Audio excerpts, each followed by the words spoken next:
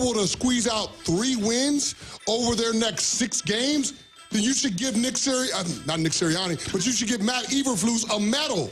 You should give the man a medal. Like, the fact that the team hasn't quit on him, the fact that Caleb Williams does look like he's turning the corner now that you have a new offensive coordinator, I think in the best interest of Caleb Williams' development, you have to maintain continuity. I don't understand why Chicago Bears fans don't get this. You're in a hurry to fire Matt Eberflus because you want your pound of flesh because the team is underachieving, but you can't be penny wise and pound foolish. You have to think about the long-term development of your quarterback. And what would be in the long-term best interest of Caleb Williams is not upsetting the apple cart, not bringing in a brand-new head coach who then brings in a brand-new offensive coordinator, and your guy has his 3rd play caller in his 1 year as a National Football League quarterback. It just makes no sense. Here's the catch in all of this. If he being Caleb Williams, has found his perfect match, let's just say, in Thomas Brown, offense coordinator, how do you bring Thomas Brown back next year? If you fire Eberflus, you then can't say to an incoming coach, you must keep this offensive coordinator. No, you can't do that. That doesn't work. So then the only way of the continuity is actually, if this is your argument, which I know it is with Cece, if this is working with Caleb Williams and Thomas Brown, the only way to continue Thomas Brown is Eberflus back. And you could say, well, then make Thomas Brown the head coach. If you make Thomas Brown the head coach, he's not the offensive coordinator anymore. And we've seen, look at the Jets. When you screw up that whole thing, here's the thing. It doesn't work. If you promote him from offensive coordinator to head coach, you take away the thing that he's best at, which is the opportunity to be hands-on with Caleb Williams and call the offense. Correct. Because he has so much more responsibility. Yep. So just maintain Matt Eberflus as the head coach. It's not like the defense is bad. You have a really good defense. They're 7th in terms of points. Like, it just makes sense to stay with it if you're able to get to 7 wins. If you can maintain that same level that you had last year with a rookie quarterback, that's a win if you're the Chicago Bears. That's a win if you're a Bears fan. But they're not winning on the field. Matt Eberflus is 14-31 in his tenure as a Bears head coach, 5-18 in one-possession games. Yeah, not ideal. Next one, Joel Embiid didn't play last night. Go ahead, Pat. The Flyers are 9-10. Pickles are awful. I think we've talked about that before. But also pastrami, hard pass, it's a C-tier deli meat. What? Okay. Wait, say this again. Pastrami is a tier C deli meat. I agree with it. What's on tier 1? We have a lot to discuss here. Deli meat tiers next. Turkey.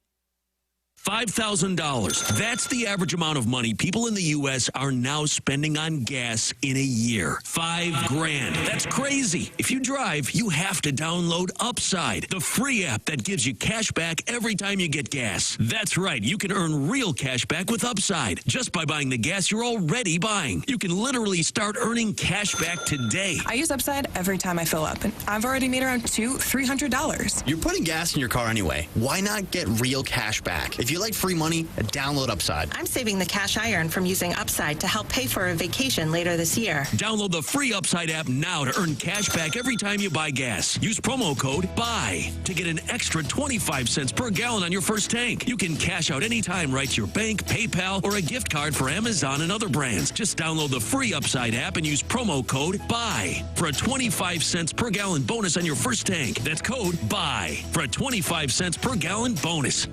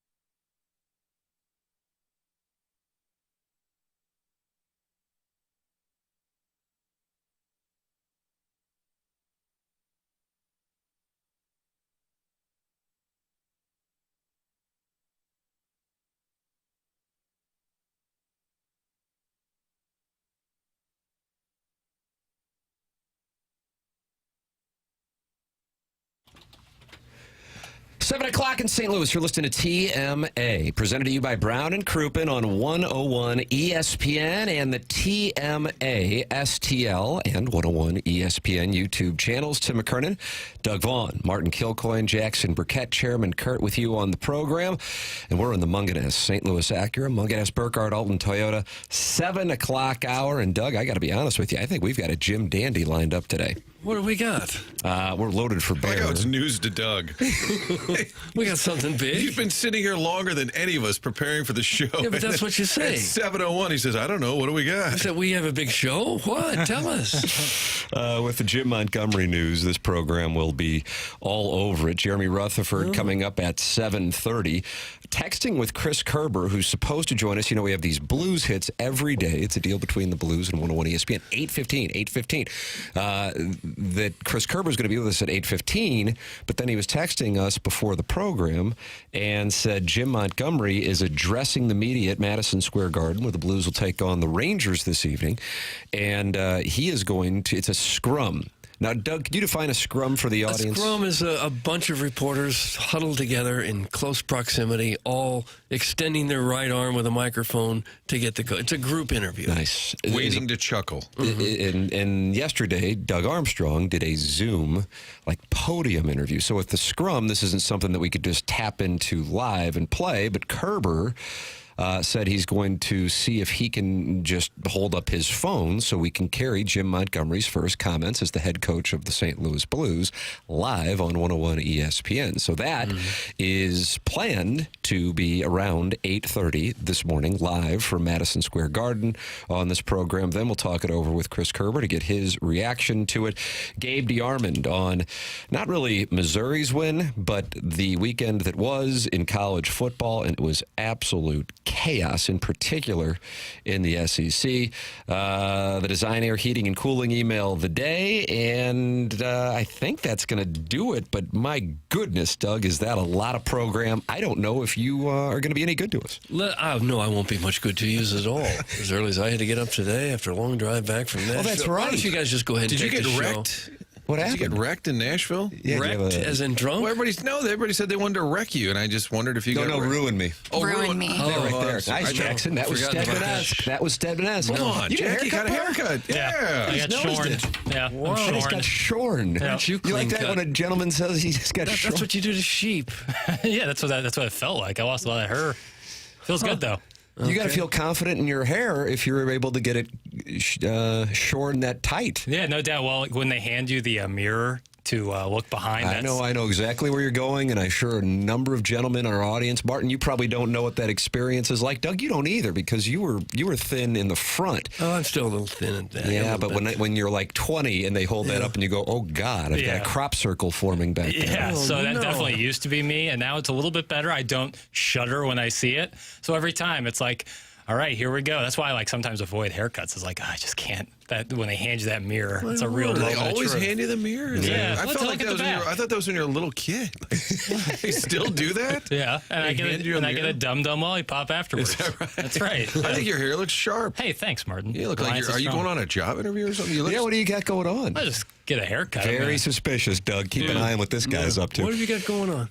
I just wanted to get my hair cut. It was too long. He's celebrating the wins over Pacific and Arkansas Pine Bluff. That's what he always does. Here they come. Yeah, Here they come. Sunday, 4 o'clock. No better time to have a college ball game. I was at work yesterday. We were talking about what's on the show and what segments we were going to run. And producer Dave said, don't forget Mizzou's play. I said, in what? He said, basketball. I said, oh, my God. 4 o'clock on a Sunday against Arkansas Pine Bluff. Well, the whole world talks college football. They're playing college basketball at 4 o'clock on a Sunday. All right. So we want the people to get involved. 314-399-9646. That's the Air Comfort Service text line. If you would like to call in, we welcome live phone calls on this program. Callier and Thompson, sponsor of the phone lines, 314-974-0101. And Jeremy Rutherford going to be with us at the bottom of the hour for a rare appearance, considering the news. Yesterday morning, I get a text from Kevin Lorenz, a.k.a. the Nonling, approximately 8 a.m., saying, wow, and a 5-year deal. They don't throw 5-year deals around in the NHL, but Jim Montgomery got one as Drew Bannister was terminated. Doug, you were in Nashville sleeping it off from your night of whiskey with the bachelorette parties. I did not get wrecked. What was your reaction when you saw the news? I was surprised, although after you start to think about it for a few minutes, not really surprised, I guess, because you figured as soon as Montgomery hit the open market, the Blues would be interested. But Armstrong is he is all business. He will let go of anybody, including somebody who just signed a contract, 6 months ago, a 2-year deal? And I'm assuming that all has to go through Stillman, and the ownerships gave him the go-ahead. So if you can afford to pay dead money on a coach who's not going to coach for 2 years, then go for it, because Montgomery clearly is one of the top coaches in the league, has been. Martin, your reaction? I think Stillman defers to Army, much like the DeWitts defer to Mo. They sort of run the franchise. I think, obviously, Tom has to approve it. I'd like to tip my cap that I'm not wearing to Tim for saying he thought it was going to happen sooner. Oh, we got another Lemmy. No, I'm being honest. Martin might be the furthest thing from. I'm being honest here. I thought it would happen, but I thought maybe another week or two. And Tim said, I think it could be soon. I think Joey Vitale was in my camp that it might be down the road. And once Joey Vitale was saying that, I was like, wow, take mine, Doug. Take my opinion, just throw it on the ground. I'm just like, I'm operating on the premise that these guys kind of know things, but I guess in this particular case, Doug Armstrong played it close to the vest. And Andy Strickland, we were talking last night, and I was throwing that theory around. I said, I thought this would happen in another week or two. And he said, well, if he's the guy you want, why would you wait? Which is probably the main point. Yeah. If that's the guy you want, if you think he makes you a better franchise, better chance to win this year and next year, why wait? And we don't know. Maybe the agent called Army and said, hey, you better move quick. We got a couple calls already. What are you thinking? What's the plan? I mean, I don't know. And Armstrong was asked about the timeline and preferred not to get into that. But he did say, and I think it was Strickland's question, he said, when I woke up Wednesday morning, I was not planning on making a coaching change. But I have to tell you, I watched, I don't know, it was about 20-minute Zoom yesterday. And it just continues to, I realize, listen, when you support the way Doug Armstrong handles what I consider to be transparency, that doesn't mean that you also go, and every move he's made has been great, because that's certainly not the case. There's one that he also has been transparent about recently on Cam Jansen and Andy Strickland's podcast about the regret of the way the Alex Pietrangelo situation went down. There have been some free agent debacles, but the messaging, the transparency, as transparent as you can be, I think resonates with fans. And as opposed to what I think people feel like with the Cardinals. Secondarily, the fact that the Blues, for lack of a better term, this might not be the best term, but they are killers. They go. If there's a move to be made to improve the team, they go and they make it. And it might be harsh, but it's business, and that's how you compete. It might hurt feelings, but it's business. And if you've got the better product in the building, then you go put it in the top of the spot. And Jim Montgomery was available to be in the building. The Cardinals could have had Terry Francona as the defending world champions manager with a roster that was still set up to go. And they chose Mike Matheny. And I think there are a number of people who both were on the team and around the team who felt like that team left world championships out there in either 12, 13, 14, or maybe all of the above, or 15 for that matter. That was a 100-win team. If you see you have an opportunity to get somebody who had the kind of record that Montgomery had in Boston 2 years ago and the success he had in Dallas and nearly got to the Western Conference Finals if it weren't for the Blues and Pat Maroon, you go and you get him. And so I respect it. Might be harsh to Drew Bannister, but you got a job to do, and Doug Armstrong and Tom Stillman did it, and I think that resonates with fans. Such a unique situation. The guy that played here, coached here, got a second chance at life in the NHL because of Doug Armstrong. I think it was a very unique situation. That personality, that background. Like, if it's just Mike Babcock or some huge name that's out there, I think Armstrong's sitting still saying, well, maybe this Bannister thing will work out. I just think Montgomery was such a unique fit for them. Now, my wife said, well, why would we want a coach that just got fired? She knows nothing about Jim Montgomery. And I said, that's actually not a bad question.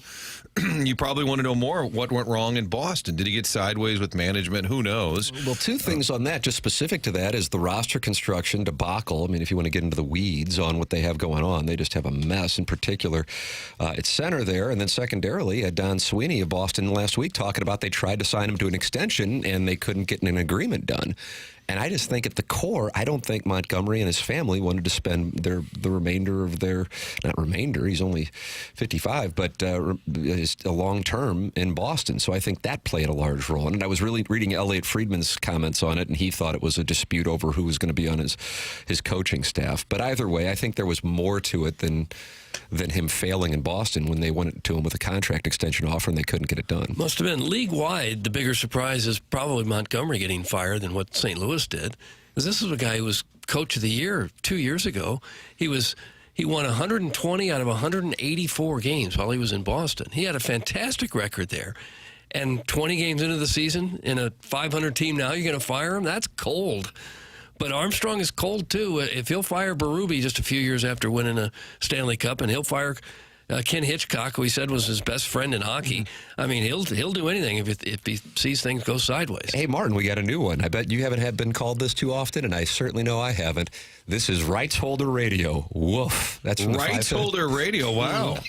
So do they not like the move? I'm open to that, too. If people think it was a bad move. I think Drew Bannister... As if me and you and Doug are sitting here at this point in our careers going, oh, God, I hope we don't upset the Blues. Couldn't give an F less. I don't get $1 from them, so I want to make that crystal clear. And I know Martin couldn't care. Well, Army doesn't care either. Check, Tim.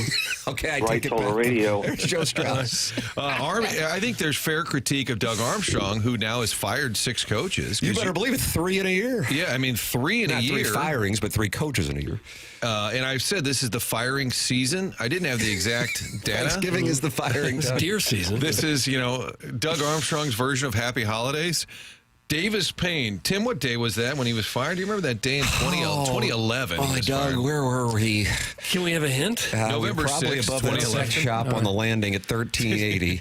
I'm going to go November 20th. His name is Hare Davis Payne. Hare Davis Payne. November 6th, he was fired. Mike Yeo was fired on November 19th. Drew Bannister was fired November 24th. Berube made it all the way to December 12th. That was the win. So, like I said on TV last night, if I'm even somebody who's secure now in their job as Jim Montgomery, I wouldn't take Army's call November next year, just in case, because he kind of gets the itchy trigger finger. I think there's critique of Armstrong. Hey, why have you swung and missed? I think Davis Payne's a good comp for Drew Bannister. Like, came in, did a nice little job.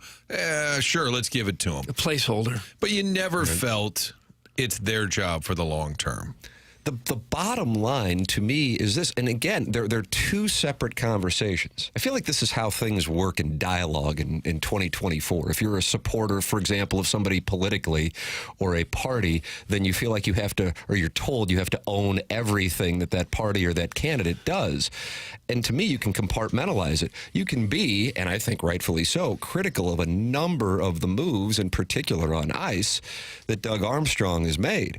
But then you can also go, hey, you had an opportunity to get a coach and have him now take you through the next 5 years as you continue this quote-unquote retool, and he has made your organization better. You do it. I don't understand how you have to also go, well, if you like Doug Armstrong, then you also like the way the Petrangelo Krug situation went down, or take your pick of whatever other Braden Shen, contract, whatever we're going to do with that. That's not it. And it sure as hell has nothing to do with us being on the station that carries the broadcast for the Blues. God almighty, shine that one up and shove it up your ass. Oh! Why do they have to shine, Doug, why do they have to shine it up first? Because I think it goes in smoother. Oh, my God. Jackie, like that one. For the life of me, do you really think on this program that's what you're going to get? I mean, if you really do, God bless, it'll entertain the hell out of us. But for the love of God, I don't think any of us ever held rights. I don't think anybody thinks it's a bad move. I think it's just what you call out is that in 1 year now, you've gone from Berube to Bannister to Montgomery. That looks bad. If you're the guy running the show, how can you not find the right guy? Yeah. Some might argue, well, why'd you get rid of Berube in the first place? But that, I also think, is a conversation, but he was asked about that. And he said the message had run out as far as resonating with the room. This was a different set of circumstances. You have a guy out there like Jim Montgomery, you go get him. Because, I think for us and I think a number of fans, they're going, then why'd you get rid of Craig Berube? Well, so you needed a veteran coach that commands respect, that had a winning record. Wait a minute, where was it? Oh, you had that guy. Yeah. But Berube himself said it last year, that it was probably time to go. And this happens, and the NHL spits these guys out left and right. The players just, they tuned out the message, Doug. Right. They tuned out the message. I still personally can't help but feel a little bit bad for Bannister. Sure. Here's a guy who finally got his job in the NHL, gets a 2-year contract, and 6 months later he's shown the door. And Well, he still gets paid. He does still get paid. I don't feel bad for him about that. But nonetheless, I'm sure it's still a very painful time for him to have had a couple of key injuries to very important players and to get off to a rough start. And that's it. And it could be the end of your coaching career. Who knows if he'll get another shot. I love it when Tim gets spicy. It makes my pant python tight. Oh. That's from Doug's prison wallet, and he monitors the TMA social media channels. Lisa, and you consider her what, Jackson? Gem. Yep. She says, but hello, have you heard of Skip Schumacher since they continue to keep whatever you want to call him with the Cardinals? Cairo didn't want Berube. That's from Lisa. She's tying it into the Cardinals, Skip Schumacher, and the Blues, and Berube and Cairo. I'm not sure I get the Skip Schumacher reference. They're saying that he's the Montgomery. He's out there. He's available. If you want him, you go get him. Okay. And there's an argument to be made there, too, other than Keith Law. And that is why I think we have a perfect compare and contrast with the Cardinals. And you can go, well, I mean, Terry Francona was 2011. But here's the thing. It was the same group of people who are in charge now that were in charge in 2011. And if you think that the Cardinals were better suited with Mike Matheny, I think we all like Mike Matheny, so of course this isn't personal, but you have, to me, the job is business, and you call it through that lens, then that was a miss. And you're playing friendsness instead of business, and I think that's a mistake. And I respect when somebody goes business. It might be hardcore, it might be rough, but that's why I like it. I think that same aggression that Doug Armstrong exhibited penalized him with Pietrangelo. I think there was some emotion there. I think he's acknowledged that with Andy Strickland and Cam Jansen on their podcast a few months ago. And then the overreaction that I think in part was fueled by emotion and being pissed off was, let's go overpay Torrey Krug. Guarantee he'd like to have that one back. Oh, yeah. So that same aggression, that same passion to just take it and go, it can cut both ways. But in this particular case, with Montgomery, I love the move. Hey, you are welcome to stream this program anytime you'd like, because we're going to have Jeremy Rutherford coming up in 13 minutes with his perspective. And then, ideally, courtesy of Chris Kerber's phone, Jim Montgomery live from Madison Square Garden at 8:30. And if you're streaming it on the 101 ESPN app or the Schaefer Door Company TMA STL app. Spelling of Schaefer is the following, SCHAEFER door.com.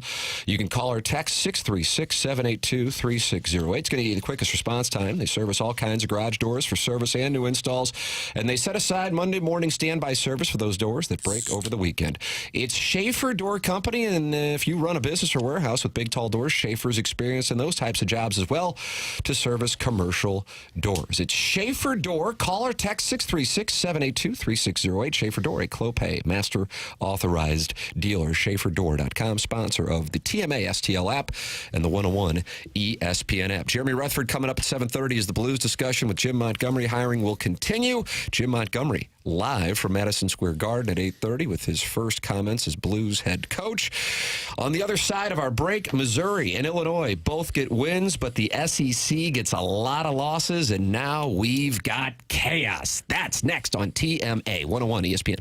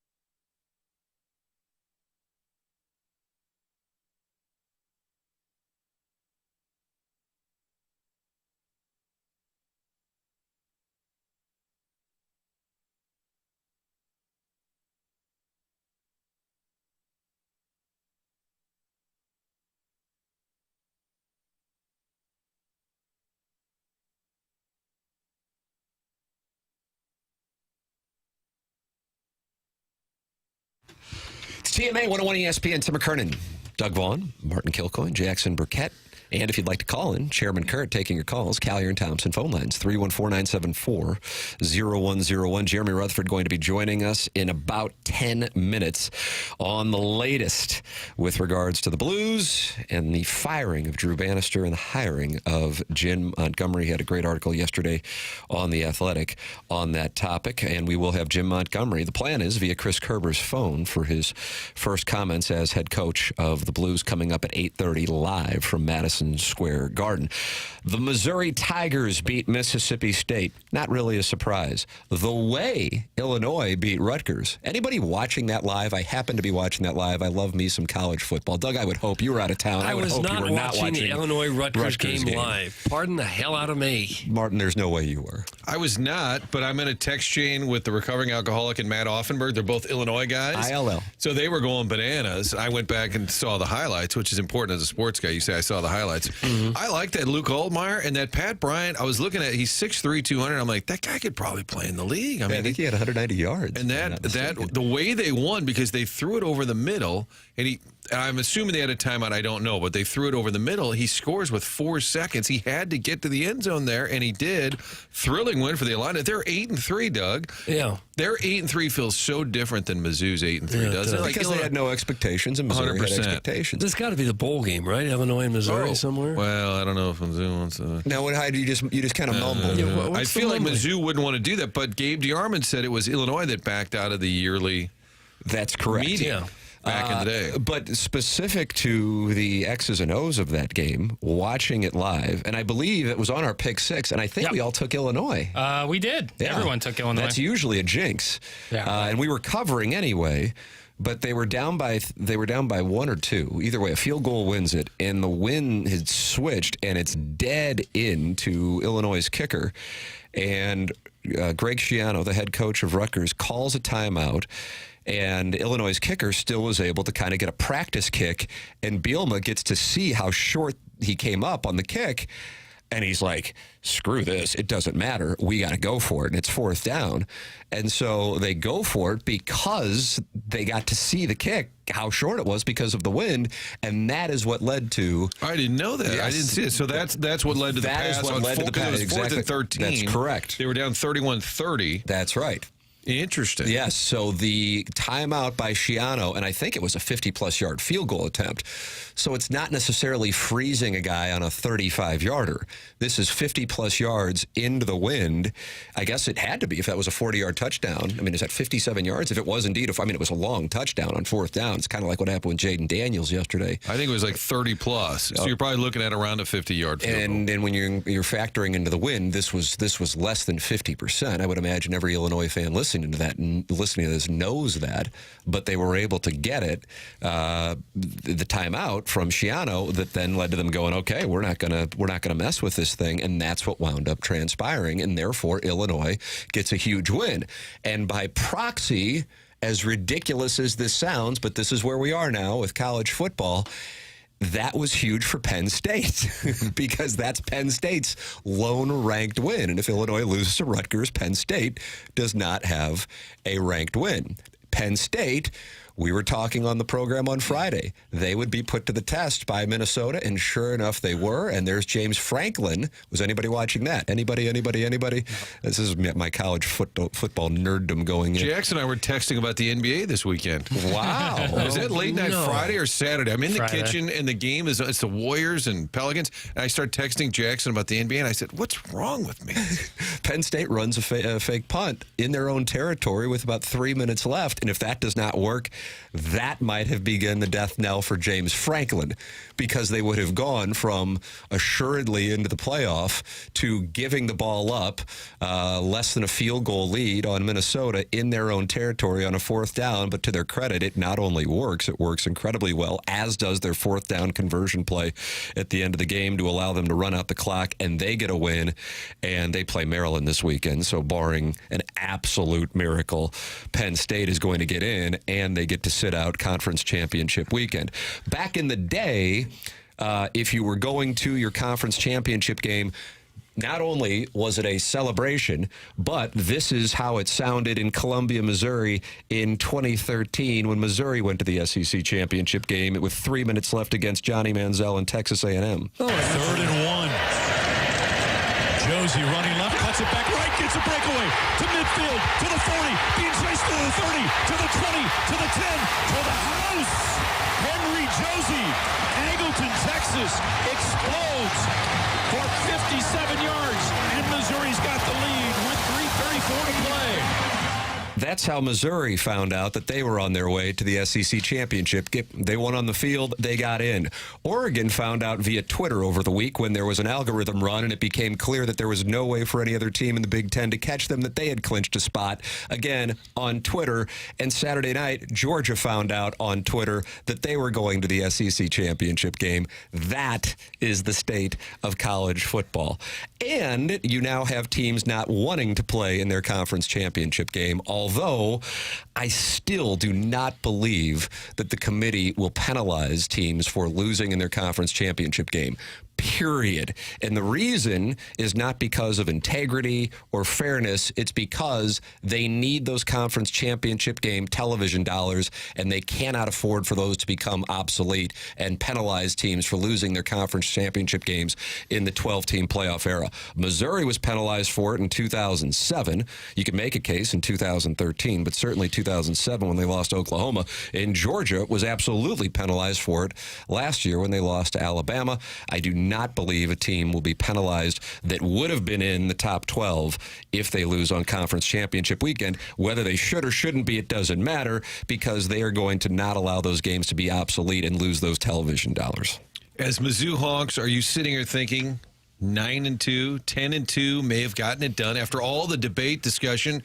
Had they run the table, won that South Carolina? Because after Bama, we thought it was over.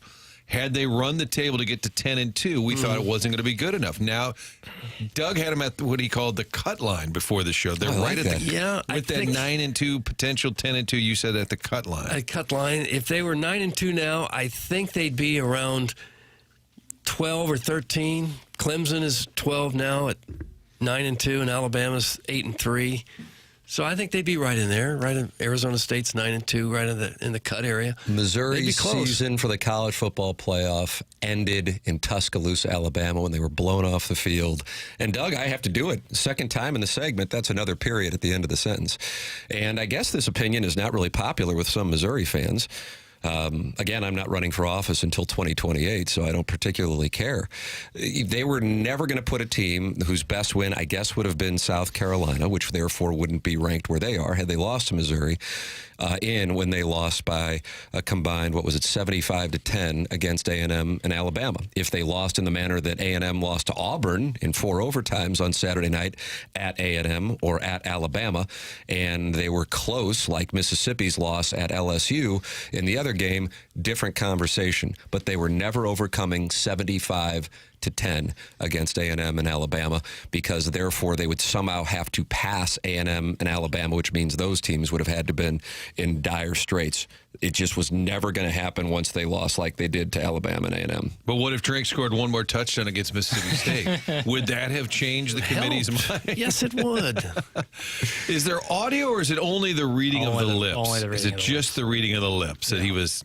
F you, he was yelling, State. "Shut up, Mississippi State, shut up, Mississippi State. If you don't, I'm going to score another touchdown." I'm paraphrasing. Yes, this was when Missouri was kneeling on it on Saturday in Starkville. I think Bear Bryant used to always do that when he was in Alabama. Screaming at players? At the crowd, threatening to score another touchdown. There was some scripture worked into it, too. There was what? No, I said scripture weaved into that. I'm kidding. Oh. It was swear words. Yes. I'm joking that the old ball coach drink was working blue. Yeah, he wanted them, I think, shut the F up, Mississippi State. If you don't, I'm going to score on you. And he chose to kneel on it. And I'd like to say, on behalf of everybody who had the team total of Ohio State at 31.5, I'm very grateful to Ryan Day, who after Travion Henderson slid to run out the clock against Indiana on Saturday Saturday afternoon.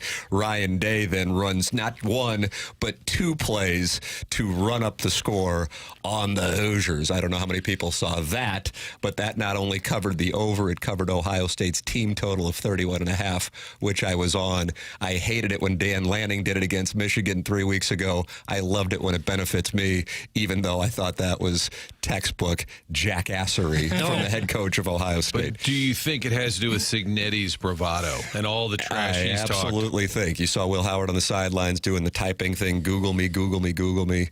Tossing the cigarette down. Tossing the cigarette down, yeah. Signetti cigarette, yes, indeed. All right, Jeremy Rutherford's going to join us coming up here on the other side of our commercial break. Dr. Brandon Pryor, loyal sponsor of TMA at 100 West Dental, 100westdental.com. And he has a huge offer going on right now that if you mention my name, you get $1,000 off Invisalign at 100 West Dental. And if you're on the fence about Invisalign, they have a digital scanner that can show you a simulation of what it'll look like before you even go through with it. 100 West Dental has the most modern technology with the patient experience at the front of mind, and their office is right on Manchester, across from Munganess St. Louis Acura and Munganess Burkhardt Alton Toyota. It's 100 West Dental, and Dr. Brandon Pryor and his team. I've been to those offices. They are indeed modern. Does not look like the old school dental office. No insurance, no problem. The membership plan at 100 West Dental aids in the cost of dental work for those who don't have dental insurance. It's 100 West Dental.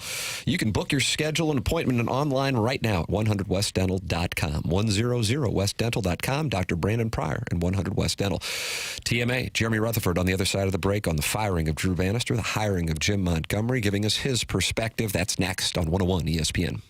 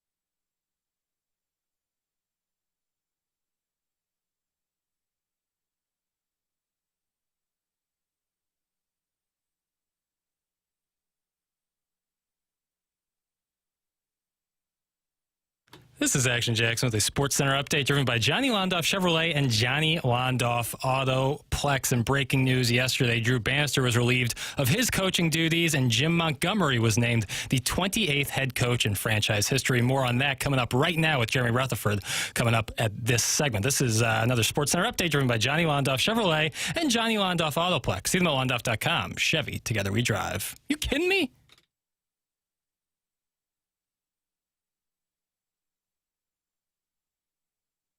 It's the morning after.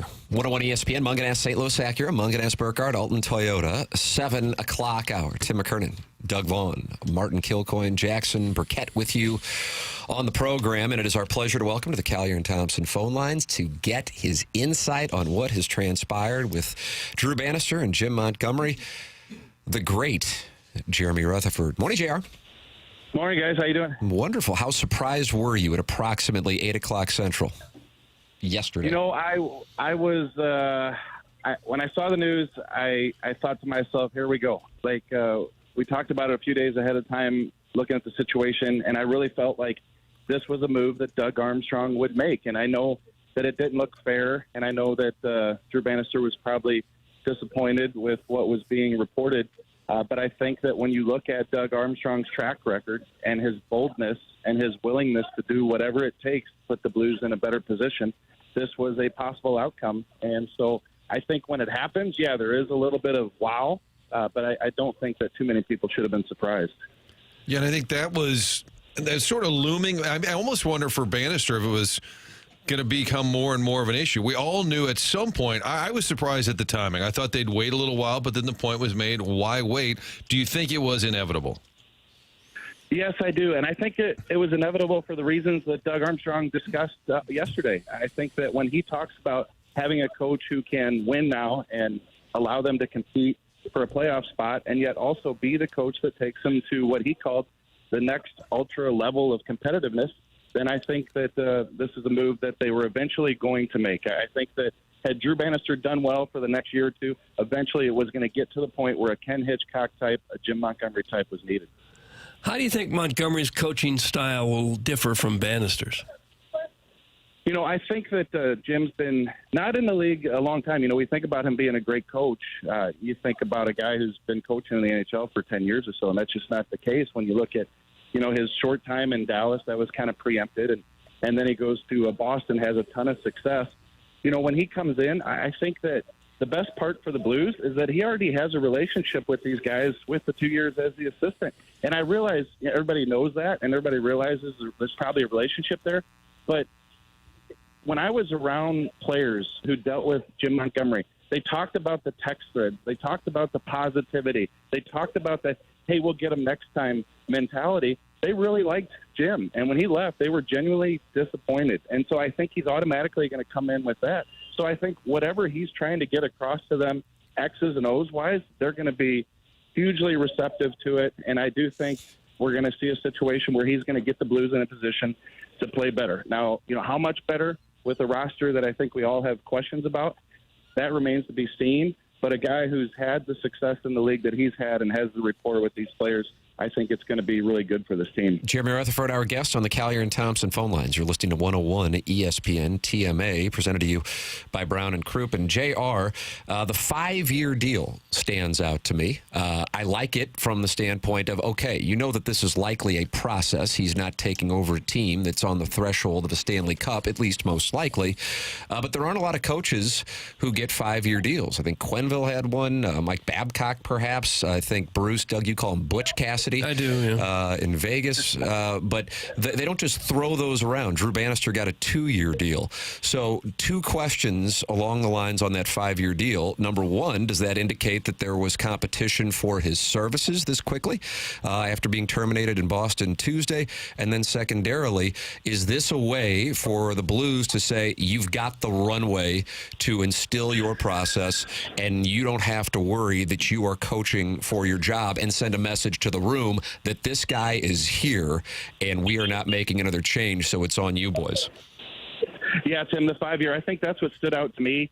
And in retrospect, it probably shouldn't have been that surprising. You know, are there going to be other teams that were interested in Jim Montgomery? Did he hear from perhaps a couple? probably. I know Detroit is a team that everybody mentioned. Keep in mind that Doug Armstrong is working with Boston GM Don Sweeney with the Four Nations. So it's probably as simple as a quick phone call. Hey, permission to talk to Jim Montgomery? Yes. Hey, Jim, good buddy, old pal. How you doing? What do you think about coming to St. Louis? So I think that instant communication helped out. But I do think that, Jim having a past here in St. Louis, his wife being from St. Louis, him knowing the organization, knowing the roster, knowing what's coming, I think he wanted to be here. And also, Tim, with the 5 years, I think it's a situation where both sides needed the same exact thing. The Blues need stability. We just mentioned they needed a coach who can win now and also take the team to the next level. But with 3 coaches in 1 year time on the calendar, you need to put a coach in place that can bring you some continuity. And Jim Montgomery was that guy. But on the same hand, Jim kind of needs this too. As I mentioned, the time in Dallas, he gets pushed out on his own doing. And then you go to Boston, and you would have thought after the best year in NHL history that run would have been a little longer. It wasn't. And now people might look at Jim Montgomery as he's bouncing around. But now he gets a chance to come to St. Louis, get that 5-year deal. I think both sides wanted this, and that's what made the most sense. Do you think, JR, there was growing concern, too, about Bannister as a head coach, some of the in-game decisions, and even Doug Armstrong said on Sunday, we were willing to live with some of his mistakes and kind of, hey, we're making them too. But he indicated several times that they were sort of growing together, growing pains as a head coach. Do you think that expedited this at all, that they maybe just kind of thought he wasn't the guy? Yes, I do. I do think that. But I'll say this first. There's been some confusion, maybe not from the Blues perspective, but I know from talking to fans outside perspective, what is the plan in terms of the retool? Are you trying to make the playoffs this year, or are you trying to retool, put the Bolduc and those types of guys in the lineup, let the coach who's young grow and make mistakes? What are you trying to do here? I know Doug has said all along, they know this is going to be a couple-year process, but you can also feel the pressure from Doug and the top that they do want to win now. So my question is, what was expected of Drew Bannister? We all knew that he was going to make mistakes.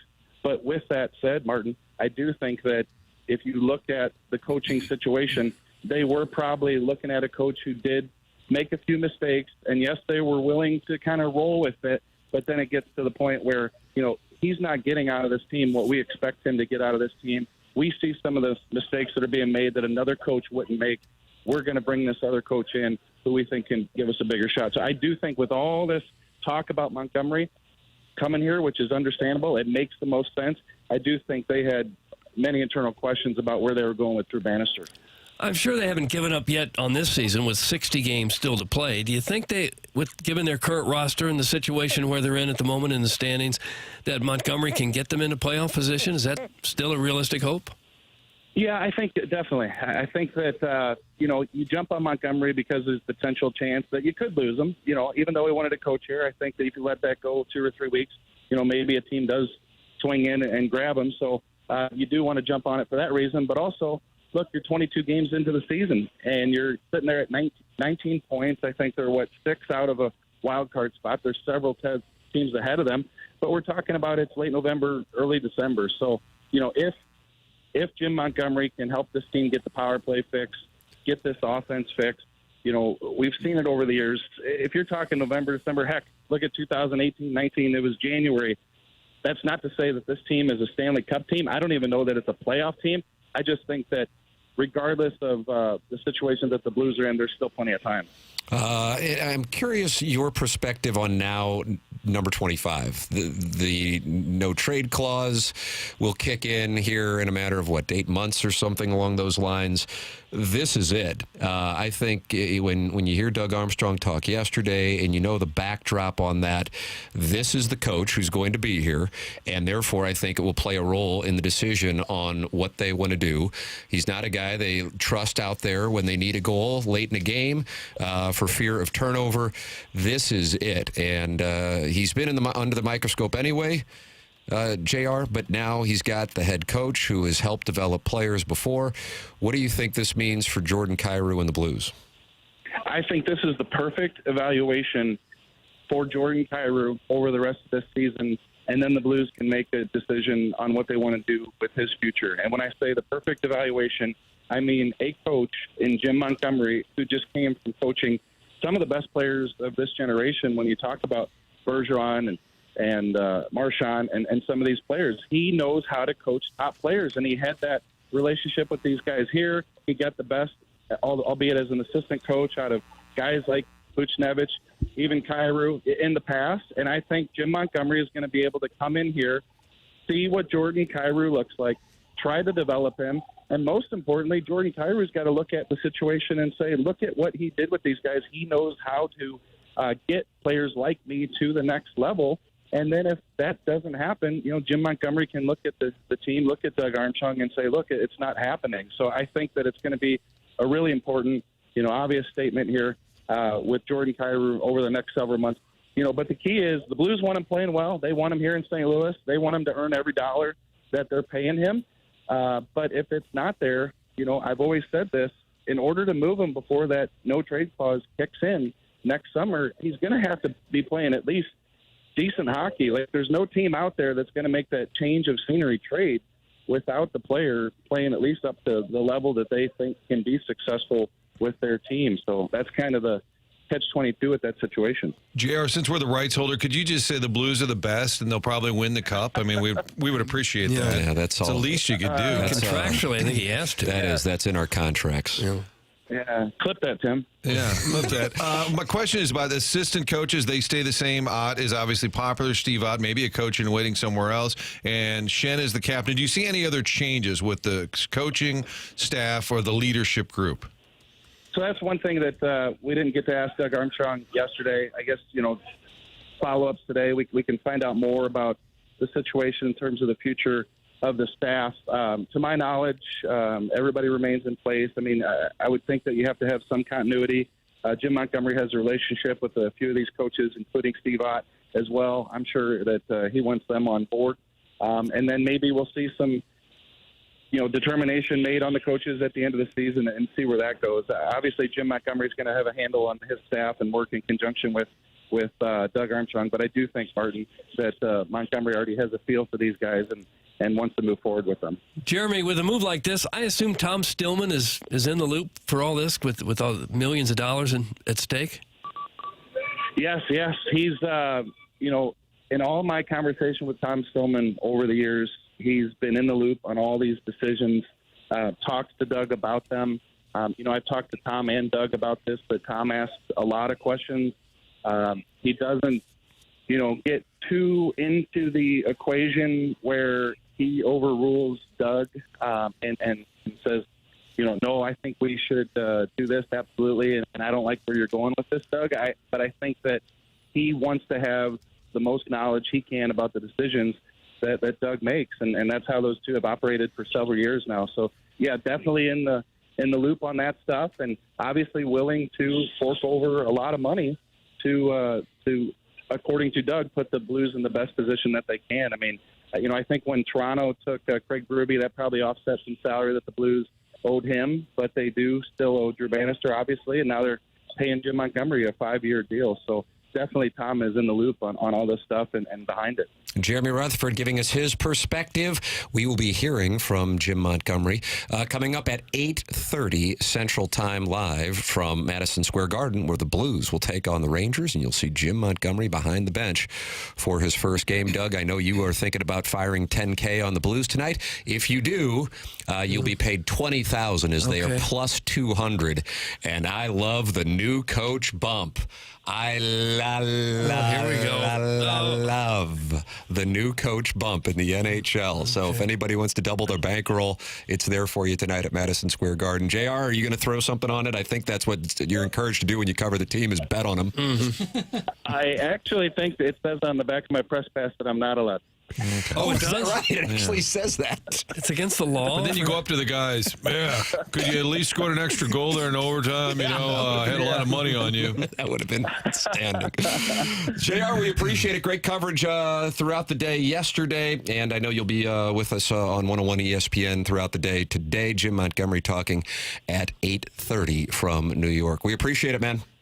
Yeah, I love you guys. Oh, for heaven's sake. Everybody's getting on board. The second gong in the 7 o'clock hour. That's big. That's Jeremy Rutherford on the Collier and Thompson phone line. Send your emails in for our Design Air Heating and Cooling email today, the morning after at InsideSTL.com. Doug, do you know anything about Seth Goldcamp?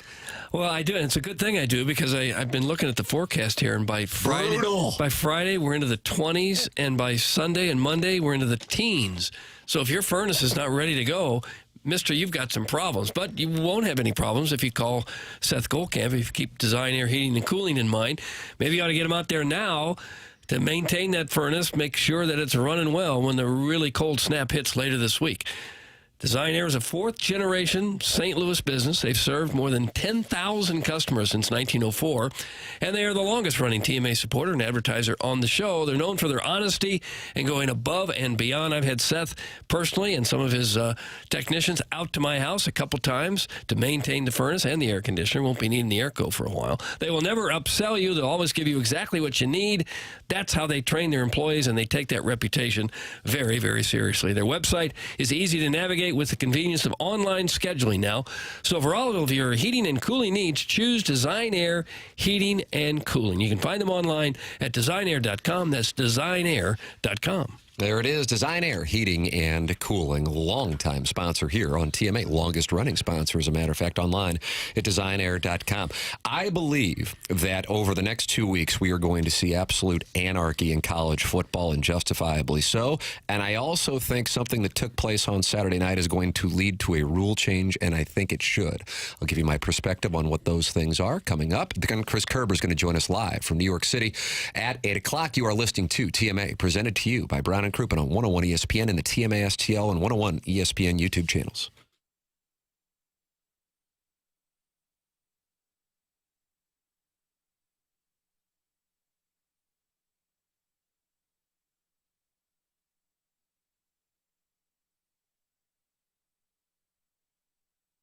New sponsor on TMA is Aesthetic Design and Build, and it's great to have them on board because I've gotten to know Dan and his team, and I've seen their showroom in Chesterfield Valley, and they've come to my home as they walk me through all the different types of custom work that they do, and they're capable of doing, from a full-on custom deck, adding on a pergola, or even if you're looking to shade your covered patio with retractable screens. That's what we are looking to do, and they came out and showed us just how easy it is for them to put it together and install. It's Aesthetic Design and Build, those custom decks that they can build for you. Change the look of your home and your outdoor living area. AestheticDesignandBuild.com, or give them a call. 636-532-5008. That's 636-532-5008. Let Dan and his team take you through what they can do to improve your outdoor living space with a custom deck. Check out their showroom in Chesterfield Valley or go online at aestheticdesignandbuild.com.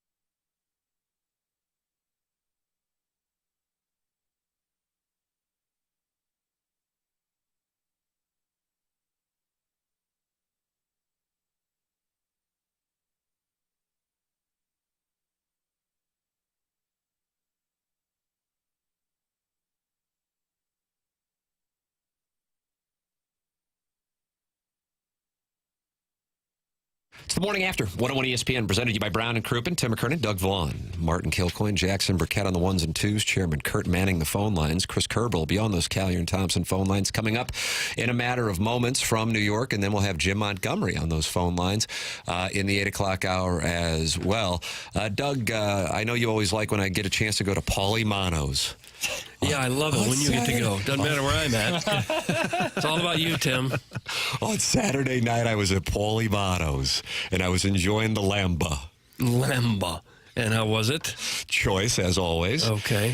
But the most important thing I had going is I was celebrating my 13th wedding anniversary with my lovely Italian-American wife, is a 4-game parlay. While eating your lamba. That's what everyone does on their 13th anniversary. It's part of the wedding agreement that you have to take her to an Italian restaurant on the anniversary. Thank you. Yeah, why couldn't we go to O'Connell's or Seamus McDaniel's? Because she had it written in ahead of time, the whole arranged marriage thing. That's exactly right. We call it a beard. Yeah. What about the Blues game? That didn't count as date night? Thank you, Martin. Thought that would have checked the box. Martin's representing me as counsel here this morning. But in the parlay, Oklahoma plus 14. Shipped. Alabama, Vanderbilt plus 8.5. Shipped. That's right. War damn Eagle, because Jackson told me to what? Lean into the stink. That's right. Oh, I don't like that. Stinky line. Oh, look what happened. War damn Eagle. I was getting 1.5. And then USC, UCLA over, which didn't wind up working out. But I didn't know that at the time because the game didn't kick off until 9:30. That wasn't on you, Tim. Thank you. So you're riding high, buying appetizers for the whole building. Absolutely. Yeah. Paulie Mano, I'll take another rack of Lemba. You were spending money that you didn't have yet because you were you were spiking the ball on the 5-yard line. So then we get home, and there's nothing hotter than watching Auburn and Texas A&M in the 4th overtime. Auburn scores on this stupid-ass rule that they have where you go to 2-point conversions after the 2nd overtime, and then A&M runs a beautiful play. Here is how it sounds down on the plains. That was the phone. Hit the lever, I almost said Plowsy. Hit the lever pail. Direct snap, pitch back, Reed rolls right, dropped! It was dropped! Auburn wins! Is that the great Tom Hart?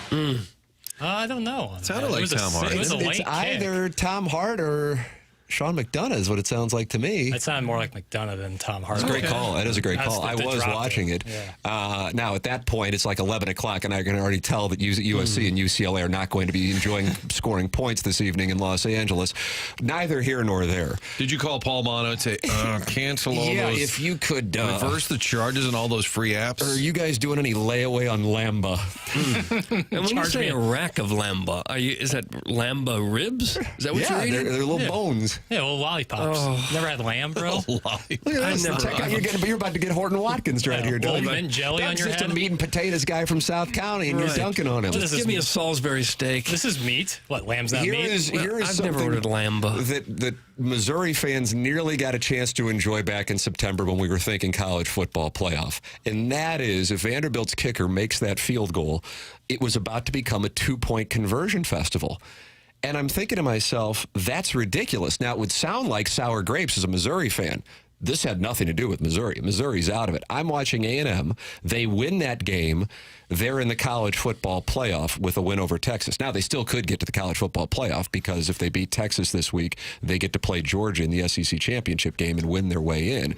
With that said, the 2-point conversions after 2 overtimes is absurd, and I'd like to think that that is going to come to an end. Gentlemen, what do you think of the 2-point conversions after 2 overtimes? I don't understand it. Like, why was it even a thing? Why is it necessary? Now it's gotten the proper attention for being a rule change. It's ridiculous. I think they do it to try to avoid teams having to play 5, That's 6, exactly 7, right. or 8 I think there was an overtimes. Arkansas, maybe Ole Miss game that went 7 overtimes. I was listening to Scott Van Pelt's podcast. Love that podcast. Usually Stanford Steve's on with him. And he says, here's what you do. You start at the 50. And I guarantee you're not going to have 3 overtimes. Start at the 50. as opposed to the 25-yard line, and that would end it, because then you still got to get it at the very least to the 38 to make it realistic for a college kicker to hit a 55-yarder. But starting at the 25 is where you run into these long overtimes. I think that's the right solution. I think that's a rule that absolutely has to go away. And then in addition to it, what you're going to have here with the College Football Playoff Committee tomorrow night, all hell's about to break loose, because you're going to have a core discussion on a one-loss Indiana team that got 150 yards of offense over teams, take your pick of whomever, that's going to have way more losses, and by way I mean 2 or 3 losses as opposed to Indiana's 1, not get in. And all that's going to do is incentivize teams to not schedule in the non-conference. A&M on the outside looking in because they chose to play against Notre Dame. Clemson on the outside looking in because their rivalry game with South Carolina are opening up the season against Georgia. It's a bad thing for college football, and candidly, I have no idea what the solution is. I think the biggest question to me is Indiana at 10-1, this kind of darling of college football. Do they just get shucked aside because everybody's like, you didn't beat anybody? Kind of the Florida State treatment from a year ago. All right, we're going to dig a little deeper. We're going to make a decision. Sorry, it's going to hurt some feelings. I don't know if they can do that. I think they love that narrative of Indiana. The great thing for Indiana was Ole Miss in Gainesville, A&M on the Plains, and Alabama in Norman. That was huge for Indiana. But so you think they're safe? I would bet that Indiana's in. But the core question that's going to emerge here when these brackets come out is not only should they be, but are you valuing wins over great teams, or are you valuing minimizing losses? Because the old school college football mindset was, oh, these are the 2 undefeated teams. They get in. The schedule wasn't necessarily factored in. It's whoever got to the end with 0 or 1 losses. And those days with the 12-team playoff are over. Your thoughts are welcome. 314-399-9646. That is how you can text into the program. And you are also welcome to email in for our Design, Air, Heating, and Cooling email today, the morning after, at InsideSTL.com. Chris Kerber is going to join us live from New York, and then we are efforting the Jim Montgomery press conference coming up at 8:30 live here on 101 ESPN. Family Golf is a longtime TMA sponsor, and they have their sim leagues going on right now. So when it gets cold out, you can go inside and play on their simulators and compete at Family Golf and Learning Center. Plus, holiday season is just around the corner. Book your holiday event at Family Golf and Learning Center, and they have gift cards available in the golf shop and online. It's familygolfonline.com. I love going there, whether I'm hitting the heated driving ranges or their simulators. The staff there full of great instructors. It's Family Golf and Learning Center. Sign up for their sim leagues or book your holiday party at Family Golf and Learning Center and get gift cards as well at the golf shop and online at familygolfonline.com. Family Golf, we make St. Louis better at golf. Ladies and gentlemen, Chris Kerber is going to join us on the other side of the break on the Jim Montgomery News live from New York, where the Blues take on the Rangers tonight. This is TMA, presented to you by Brown & Crouppen on 101 ESPN.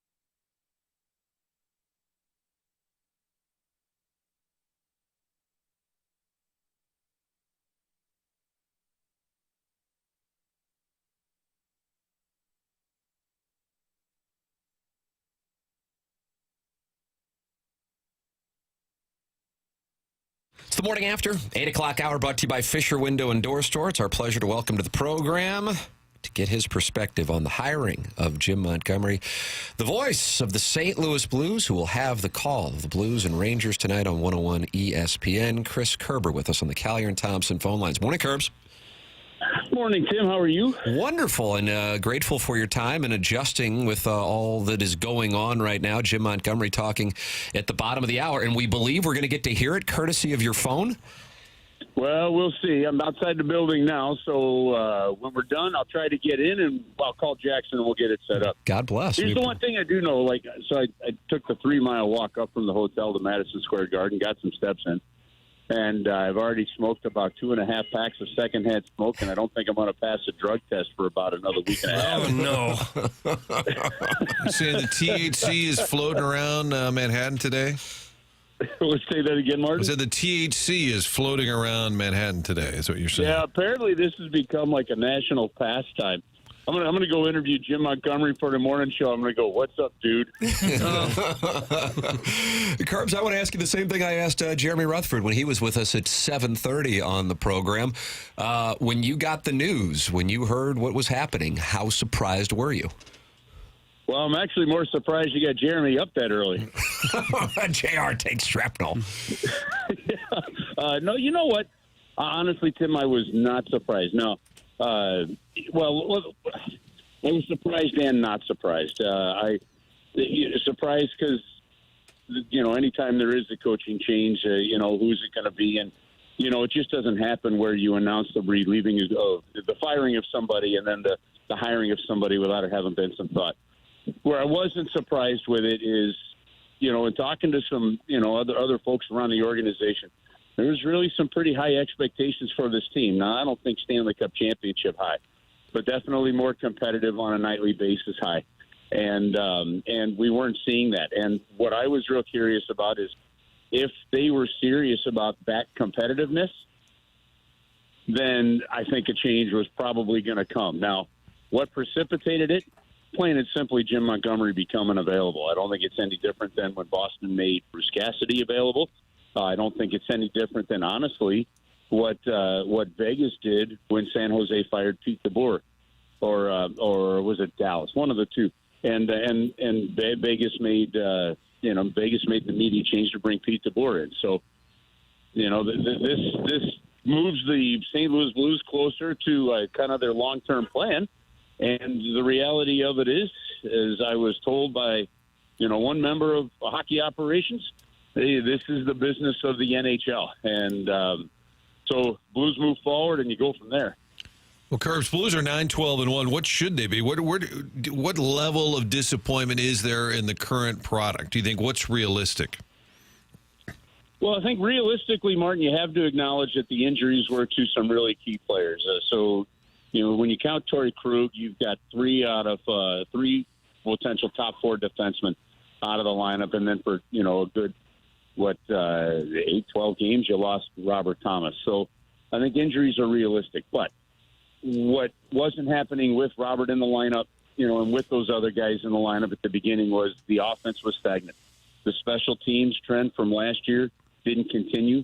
They fell back to the bottom on both of them. There was not a whole lot of offense. And then, there wasn't a lot of lineup consistency either as they were trying to figure out what would click. And then it snowballs and it's hard to get out of at that point in time. And, look, this is something that I've said this a lot on some of the other shows, like when I, looked at some of the comparisons to the Cardinals scenario there too. When you have a team that you think is better, inexperienced coaches at this level, it can be a real challenge, especially when you've got younger players trying to take the next step, and I think Drew Bannister, for his time with the St. Louis Blues, did a fantastic job in this organization. The Blues have prospects playing in the NHL because of his coaching for 5 years as the head coach of their minor league system, and that cannot be denied. It was just a really difficult situation for him to be in my opinion. And I think he handled things pretty doggone well. He handled the pressures of the moment. He handled the challenges. He handled the accountability. It's just in this case, This feels a lot to me like when, Doug Armstrong brought in Ken Hitchcock and said, okay, I've got a proven guy that knows how to win as a coach at this level, so it's now on the players in the room. And I think that's what leads to it. So they did not – they were just too inconsistent, Martin, on a nightly basis. And, again, like I said, if the St. Louis Blues were serious about this team being in a better spot, then it was not going the direction they wanted it to go. Right now, there are only 3 teams in the league that have scored fewer goals than the Blues. You think Montgomery can do anything with the X's and O's to get that turned around in a significant way? Yeah, I do think he can. I think he has the experience to do it, Doug. Where he was really, really good for the St. Louis Blues, believe it or not, which will counteract what I just said, was when he took over the penalty kill as an assistant coach, whose penalty killing was absolutely fantastic. But, yeah, I think his offensive scheme, I think he has the experience to put guys in there. I think they'll look at things a little bit differently, maybe look for a little more structure in that offensive zone and go from there. Now, look, this is still going to be a work in progress. That's why they gave him a 5-year contract. They aren't where they want to be. They aren't where they need to be. And as Doug Armstrong clearly stated yesterday, they are patiently waiting for the transition to Snuggerud, Dvorsky, and some of these other first-round picks from over in Europe to come over. So there is part of a process here, but I think Jimmy Montgomery and his command of that bench and certain aspects of things can really jumpstart this team. Chris Kerber, our guest, live from New York. Blues and Rangers tonight. And Jim Montgomery meeting with the media for the first time as Blues head coach, coming up in about 15, 20 minutes. And through Chris Kerber's phone, we're hoping to carry that live for you here on 101 ESPN. You know him. You also know what he was able to do coming up through the ranks of college, and then also in Dallas. The record that he had in Boston 2 years ago was just absurd. What is it about his game? What is it about what he does as a coach that has led to his success that Blues fans can anticipate as they watch this team, not only necessarily short term because the roster is what it is at the moment, but throughout his tenure as he ideally starts to develop some of this young talent? Well, okay, so first off, I think his experience level automatically comes in and it gives you a little swagger, right? And that's important. Okay, it's hard for a first-time coach, and this isn't just Drew Bannister, guys. And when I mean first-time coach, I mean in the NHL. It's hard to sometimes come in and you're coming in a situation. You got a mix of the kind of players that the Blues have. Some that have won Stanley Cups, some that are just trying to cut their teeth, right? And how do you connect with all of them? To me, it's communication. And the one thing that Jimmy Montgomery has is he has that ability to communicate. He has the ability to get across what he needs to get across to both the younger players and the veteran players. You know, guys like Reddick Fox that have already played for him. Fox that played for him in Dallas told me yesterday he was really liked playing for him. He said he was easy to play for because he told you exactly what he wanted. Sounds a lot like Craig Berube a bit there, doesn't it? This guy then came in, and after, going through a tough spell and coming out on the other side after his stint in Dallas, he's won a national championship at the collegiate level, so he knows how to coach players. He's coached players into the NHL from the collegiate level. And then he also got a chance to grow and work under Craig Berube, a Stanley Cup champion coach. And what went wrong in Boston, man, I have no idea. I don't think I'd have let him go, considering the last 2 seasons that they had. I think I would have worked on a roster scenario instead. Mm-hmm. But in that sense, to me, his ability to communicate, his ability to have some schemes, and they come in now and they're like, okay, we got a guy that 2 years ago just had a team and coached a team to the best record in the history of the league. If that doesn't mean something to a veteran player and that doesn't open your eyes to a younger player, then the problem is the players, not a coach. Yeah, that situation in Boston, quite intriguing, both from we tried to work out a contract extension to, we had the best coach in the league 2 years ago, and now he's out. As you said, though, this is the life in the National Hockey League. Kerbs, we know you got to get in there, and we know you are going to attempt to be able to connect us to the Jim Montgomery presser here at 8:30, so we will let you go. Thank you so much for adjusting your schedule to join us earlier, and thank you for the help as you attempt to make this connection at the bottom of the hour. We really appreciate it, man. All right, guys. Sounds good. Thank you. That's Chris Kerber with us live from New York. He'll be on the call, Blues and Rangers at the Garden tonight, and via his phone, we're hoping to hear from Jim Montgomery. I know people are asking about what's going to happen with the coaching staff. Jeremy Rutherford said that did not come up in the conversation with Doug Armstrong yesterday. I would imagine you're going to hear answers from Jim Montgomery in about 15 minutes on that. I'd be surprised if Steve Ott is not a part of this, but hey, you know what? We'll see what he has to say coming up here in about 15 minutes. Chris Kerber with us live from New York. Tim McKernan, Doug Vaughn, Martin Kilcoyne with you on TMA. This is 101 ESPN and the 101 ESPN and TMA STL YouTube channels.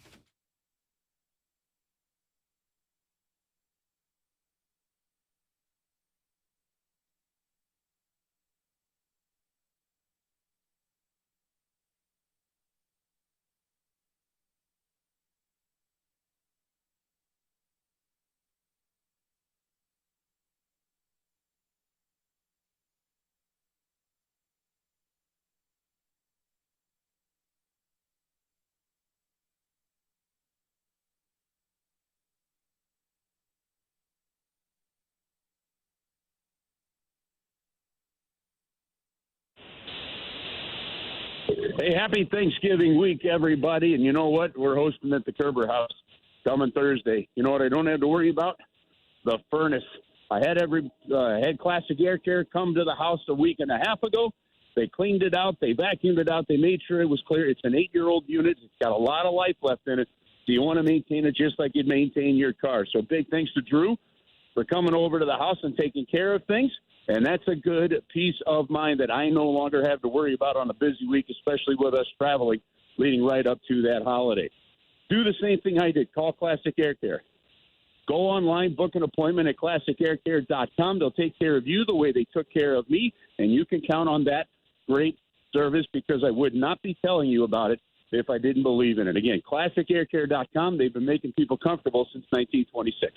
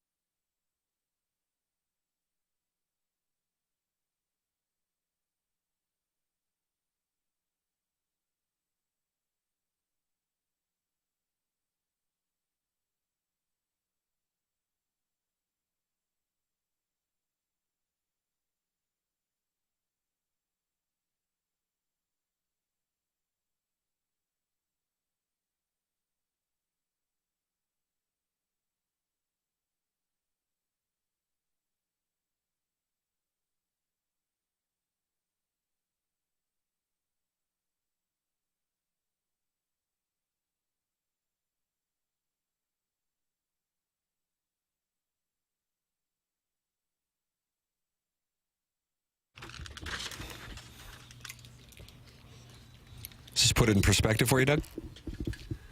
It really did, and I needed that too because I was out of perspective until this. This puts it right back into it.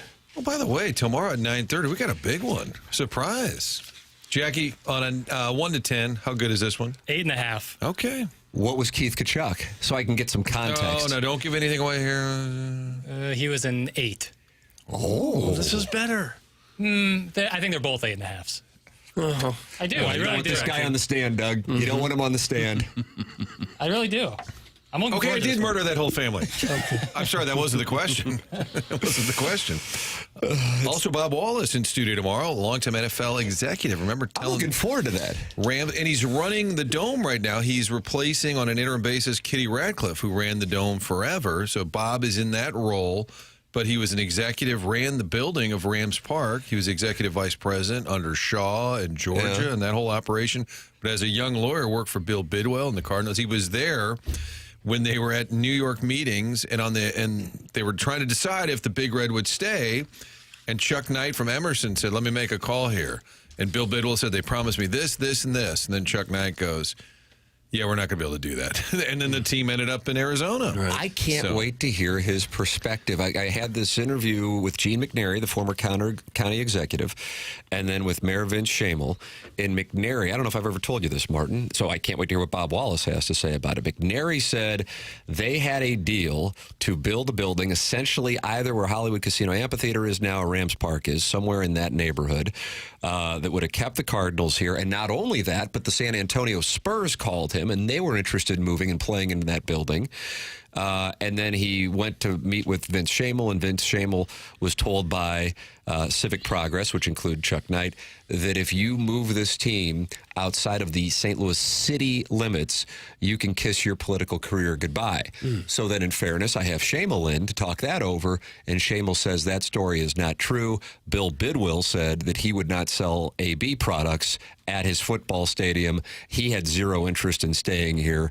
That story isn't true. So I'm anxious to hear what Bob Wallace has to say. Because Bob has always said, unlike Kroenke, who loved the California idea, I think deep down always wanted to be the conquering hero in L.A., he swears, Bob Wallace, that Bidwell didn't want to move. They just wanted a new stadium. So that would then line more up with Gene McNary's anecdote. So I can't wait to hear this. 8:30, they would have a hard out at 9:25. So is it 8:30 to 9:30 tomorrow? 8:30 to 9:30. They were producing on the air. I like that. 8:30 to 9:30, Bob Wallace. And then the surprise guest is at 9:30 on Tuesday. Can we have initials on this? No, it's way too early for that. Channel 4 has a thing called the Surprise Team, and we're now in litigation against them. Oh, is that right? There's some litigation going on. Yeah, I'm not enjoying that. It's the Fisher Window and Door Store 8 o'clock hour on TMA 101 ESPN. You can watch the program on YouTube, TMA STL channel, and the 101 ESPN channel. Give you those options. And we've already been joined by Jeremy Rutherford and Chris Kerber on the Collier and Thompson phone lines. We are looking forward to hearing the Jim Montgomery. I don't know if I would call it a press conference, but he's meeting with the media for the first time as the head coach of the Blues live from Madison Square Garden and via Chris Kerber's phone. We're hoping to have that for you here in about 5 minutes.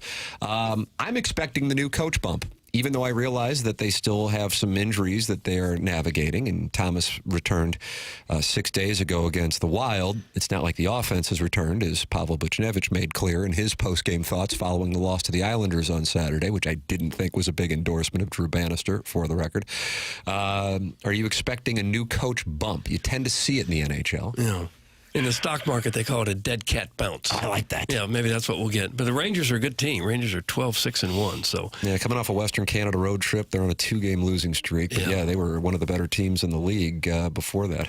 Still are. But it would be a nice win record-wise to pick up. But yeah, usually the players all want to put a little extra effort in the first night. It's unbelievable. It happens in every sport, doesn't it? It does. It's unbelievable. NHL and college football, I feel like, have that happen more often than not. I don't know why it is. Like, everybody takes their effort up a notch. We got a new news director years ago, and this photographer who maybe wasn't all that attuned with working too hard.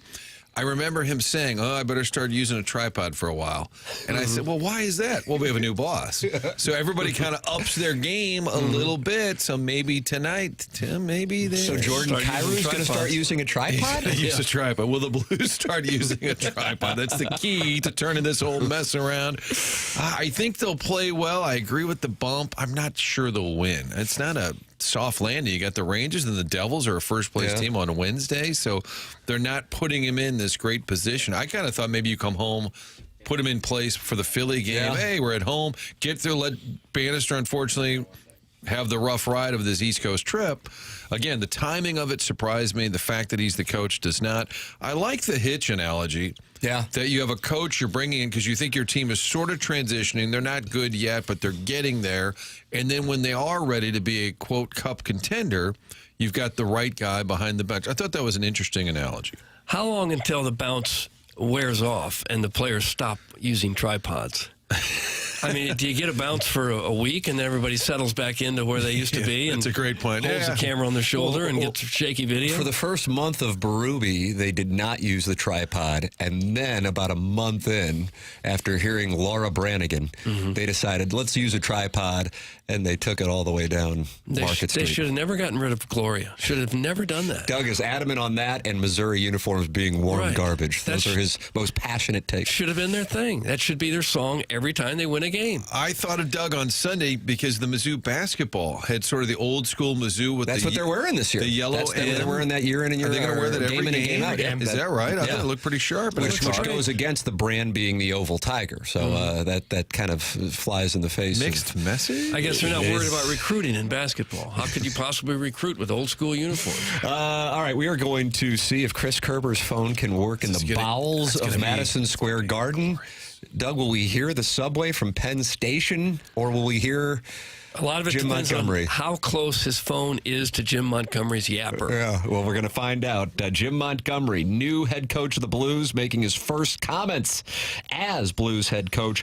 Ideally, we are going to get to hear those via Chris Kerber's phone here in a matter of moments on 101 ESPN. Illinois Recovery Center is a longtime sponsor of TMA, and we're very grateful for not only their support of the program, but for the service they provide to St. Louis area residents. Whether you've made the life-saving choice to seek help on your own, or you want to be prepared for the other end of an addiction intervention with a loved one, the chance to learn about addiction recovery is available to you at the Illinois Recovery Center in Swansea. If you or someone you know wants more information about the Illinois Recovery Center, please call 888-472-9559 or visit IllinoisRecoveryCenter.com. They can help. They have built an incredible operation to help area families and people battling addiction.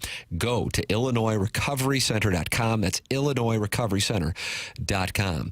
Chris Kerber's phone with Jim Montgomery. Chris's phone next. I hope it's charged. I can't wait to see how it sounds. We'll find out. We'll hope to hear from Jim Montgomery next here on TMA 101 ESPN.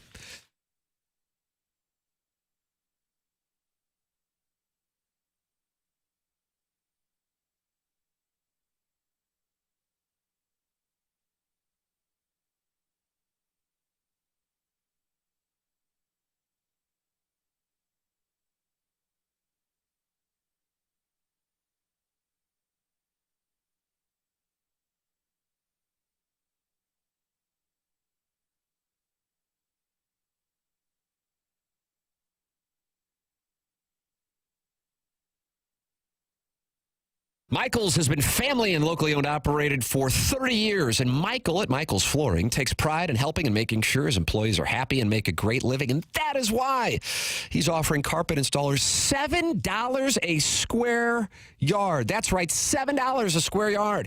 His passion is flooring, and when you order from him, he wants you to have the best experience and the best price, and that is why, again, he is making sure he gets the best installers and giving them $7 a square yard, and that is awesome compensation in this industry.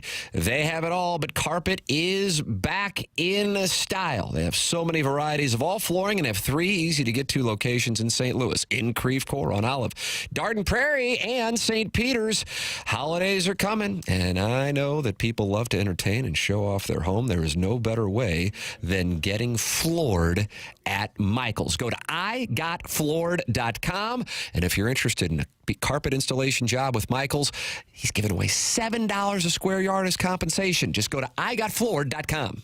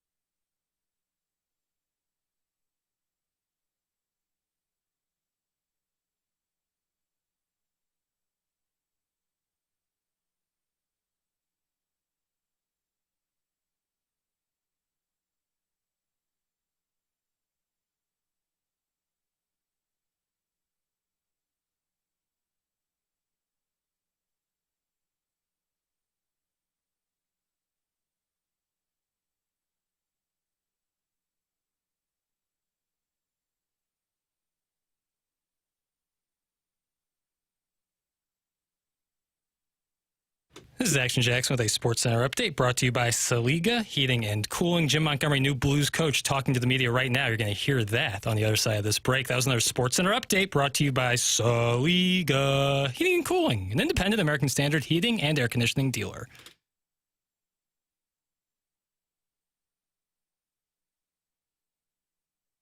Welcome back to Morning After 101 ESPN. Chris Kerber is efforting the communication with Jim Montgomery live from Madison Square Garden. We go to it now here on 101 ESPN. And calls, but once it turned to business, the engine and my blood started pumping. When did Army call? How long after you had heard? Yeah, honestly, it's been a whirlwind. The particulars, I really don't want to get into when and all that. I just want to talk about how excited I am to be a Blue, and I'm just grateful that Army did make the call. You were, it's less than a week that it ended in Boston, but you're still, the motor's going, right? So does that help you get right back into the fact that you didn't, but I'm going? I think it helps because you don't lose sight of the schedule, the energy, the importance of how you need to touch different players and different lines and talk to your leaders and captains. And, so all those things, it's easily transferable, and you don't get a chance to take a breath and get away from it. So I do think it's an advantage. For players to be invested with another in the same week. Yeah, those are the emotional swings I talk about that makes it crazy. I received text messages from current Blues players when I was let go in Boston, and I've received text messages from Bruins players when I got the job here. And that's why I talk about why it's a special game with the relationships you build with people.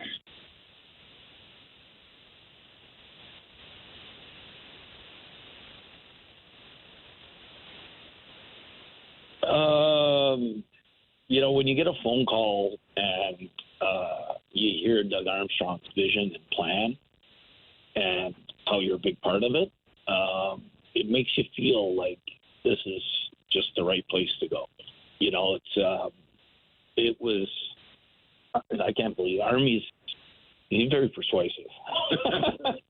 What's job number one? What's your first task when you take? You've been at this job like 24 hours, right? And here you are ready to play a game. What are you looking at right now? I think the number one thing is to reconnect with the guys that I worked with previously when I was fortunate enough to be a Blue. Create new relationships with the others that I haven't worked with. But most importantly, it's about attitudes and intensity, the energy that we're going to bring to the ring, and the attitudes that it's a we thing here.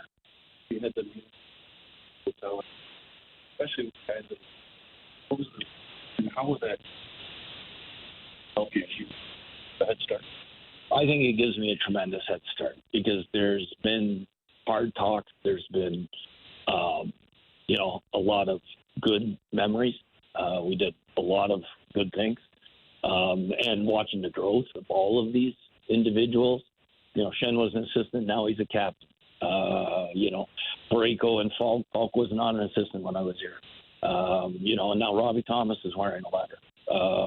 The relationships I have with Kairu and Vucinovic, still guys that think the game at a high level, that compete. Those are things I'm looking forward to continuing. And we got a tremendous goaltender and a great young goalie that I had the fortune of doing shootouts with when I was doing skill work at the end of practice. So there's just a lot of, to go to your meeting part, there was naturally a lot of smiles between us because of what we've been through before. We've been through a lot of wars together already.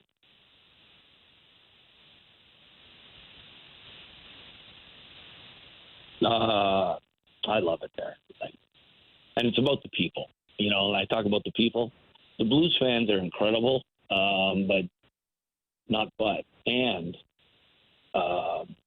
they're a blue-collar town, and they want to see a blue-collar team. And that's the most important thing that we got to establish is being a blue-collar team that the city and fans are proud of, whether it goes back to, players through Kelly Chase, You go through Al McInnes, you go all through the players, Bernie Federico.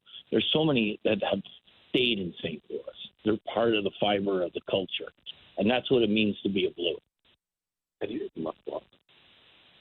No. No. My kids are in school in Boston today. So how does this then work? I mean, what's the from a personal standpoint, like what the whole family to St. Louis? Do you let them? We'll move in the summertime. Yeah, because it's just too much to uproot them in the middle of school. And they're either on hockey teams, dance teams, gymnastics. They got their own lives right now. And, your kids and their development is more important than anything. It's hard to be a part, but we're going to make it work. Just touch on it a little bit, but we work with the guys, the lead guys. Will that experience help you pull out the best in some of the high end? I think no question, because the guys in Boston are such respected high-end players in the league, and it's not going to be a comparison thing. It's going to be, this is what I learned from them, and this is what I can impart on you, and this is like, when you get a chance to work with guys like Bergeron, Marchand, Pasternak, McAvoy, Deli, then you see the culture there. It's something that has made me better, and I'm going to impart that and use that and put it part of our fiber here to make things better for us as our culture and how we go about our standards of excellence. You were a head coach for Dallas. What did you then learn as an assistant for the Craig Berube staff that you take to Boston and now back here to St. Louis? In one word, I think it was efficiency. Just the way how efficient it was to get practice done, how efficient it was to get video and translate it to practice. It helped me become more efficient.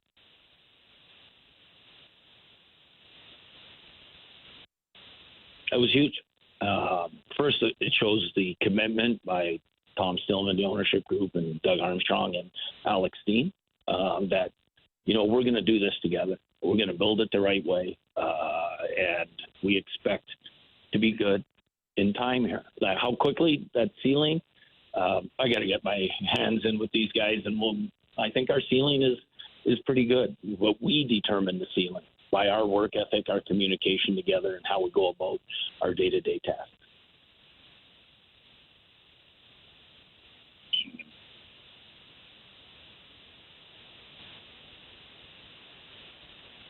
You know what?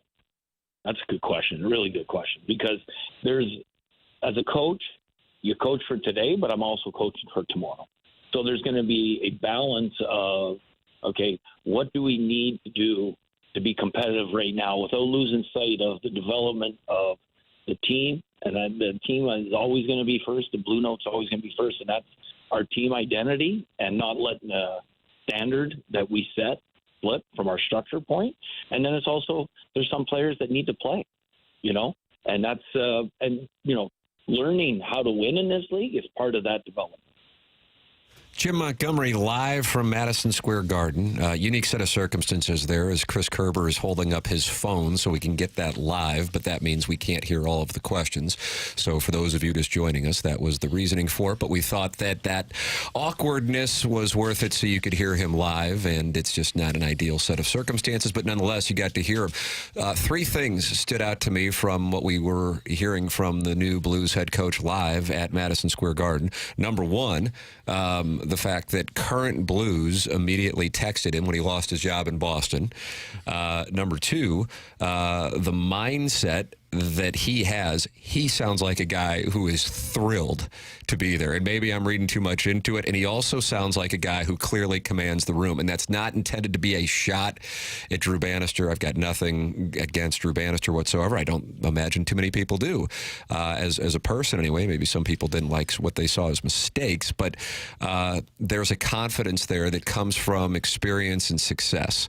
And I also think the undercurrent was the happiness that he is in St. Louis and what that means for him and his family, with a wife from here and kids who I think really love living here and will be moving here over the summer.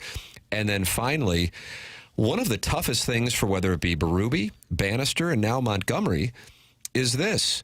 The Blues are in this retool, but they also have Doug Armstrong saying this is a team that we expect to compete.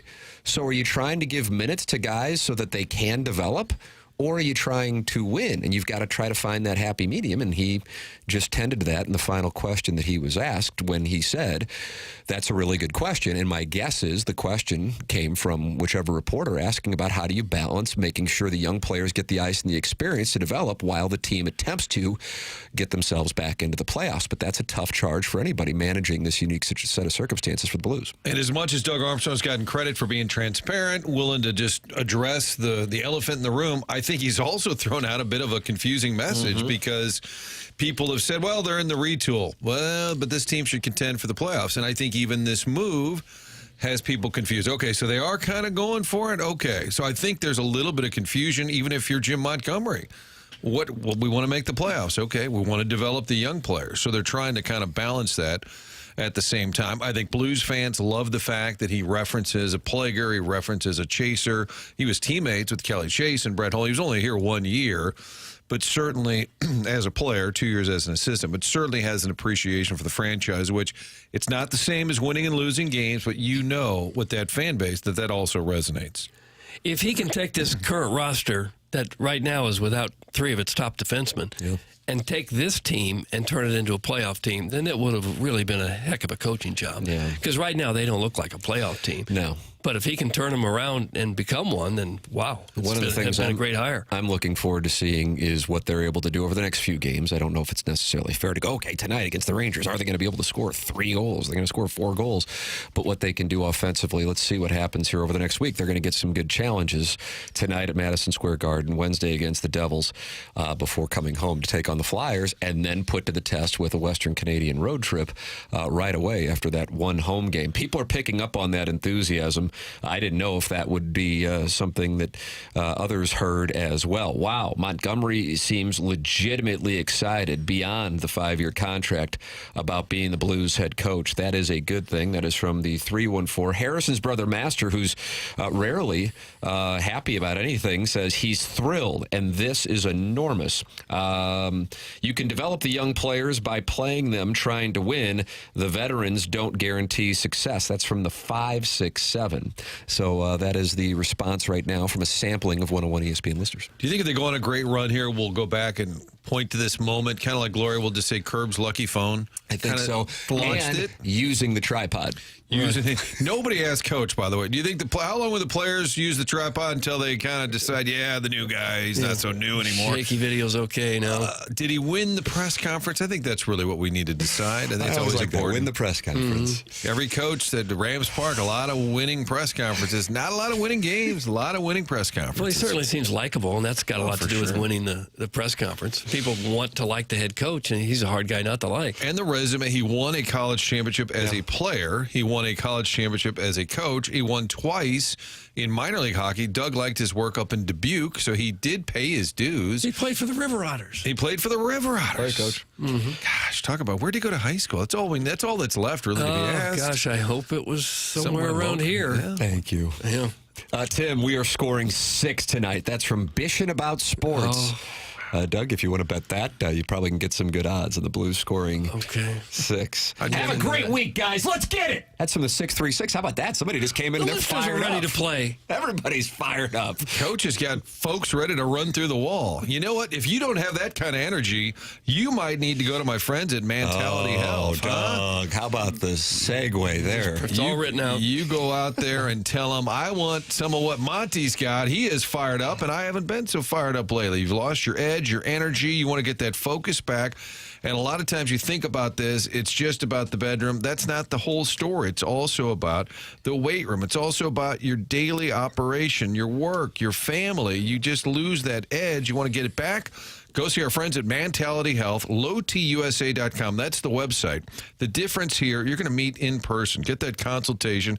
I sat down with Kevin and Dave, and they talk about what are your goals? How do you want to get back in the game? And then they'll do the blood panel. All of your blood work is done. Then they go through the results with you. A lot of times folks saying, I don't know, I'm just kind of tired. low fatigue. I don't know. I still don't have the energy I used to. Well, it could very well be low testosterone. LowTUSA.com is where you can go. Mood swings, irritability, weight gain, muscle loss, all of those are signs of low T. Find out more. Mentality Health out in Chesterfield Valley, beautiful location. They're also in South County. LowTUSA.com to get yourself back in the game. There it is. Martin Kilcoyne for Mentality online at LowTUSA.com. Watch the program and participate in the chat. Droid Effects, bishing about sports, and Don Peep here, and they're talking it over at youtube.com/TMASTL. You can always be streaming the program via the Schaefer Door Company 101 ESPN app. You are welcome to participate by calling in the Callier and Thompson phone lines. Gabe DeArmond going to be with us coming up in the 9 o'clock hour, presented to you by James Carlton. And then we have the Design, Air, Heating, and Cooling email of the day in the 10 o'clock hour, the morning after, at InsideSTL.com. We've already been joined on today's show by Jeremy Rutherford from New York, Chris Kerber from New York, and you heard Jim Montgomery's first ever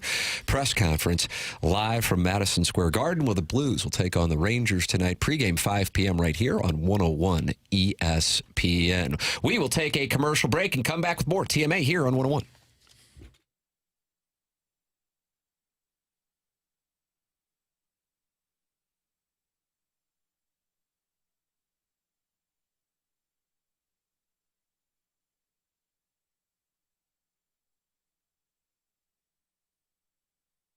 Hey, this is Tim McKernan for Stewart's American Mortgage. Everyone knows him as Stewie.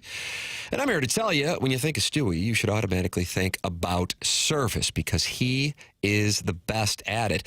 When somebody's given out their private personal cell phone number to make sure that they are as accessible as possible, that is service. And we have that with so many of our advertisers on TMA. And you can add Stewie to the list. Here is his number for questions you may have. This is literally his cell number, 314-324-4440. That's 314-324-4440. So if you're looking to buy a home or refinance, make sure you call Stewie at 314-324-4440. In addition to that, check out the Bagel Loan. Google the Bagel Loan to learn how they are going to be able to get you no fees and no closing costs. It's an amazing program. I learned about it when I got a chance to meet with Stewie and his son, and now you can as well. Call him on his cell phone at 314-324-4440 or Google the Bagel Loan.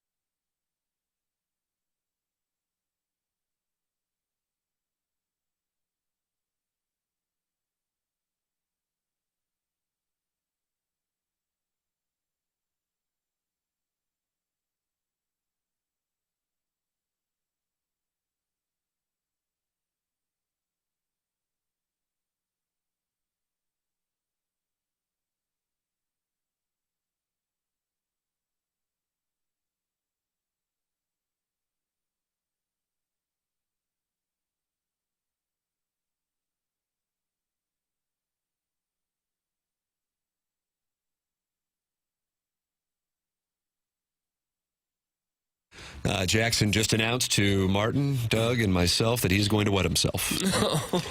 Because he's so excited about the Montgomery hire? I think that's what it is. Fired up.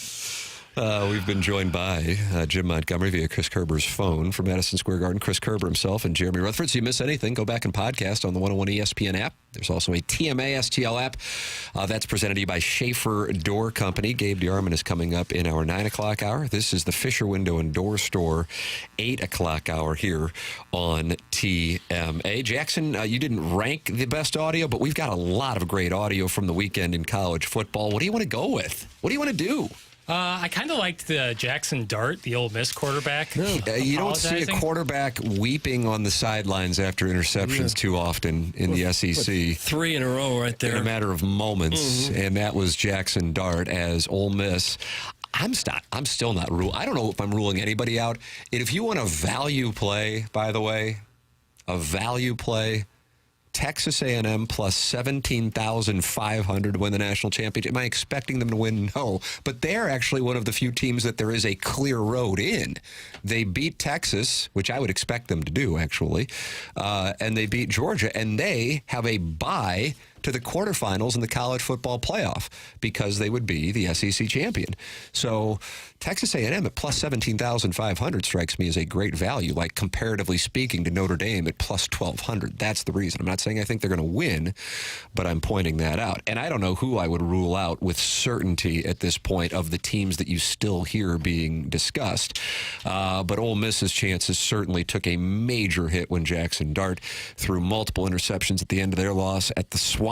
What a job by Billy Napier, by the way, to get his team to where they are in Gainesville. Here is Jackson Dart following the loss for Ole Miss to the Gators.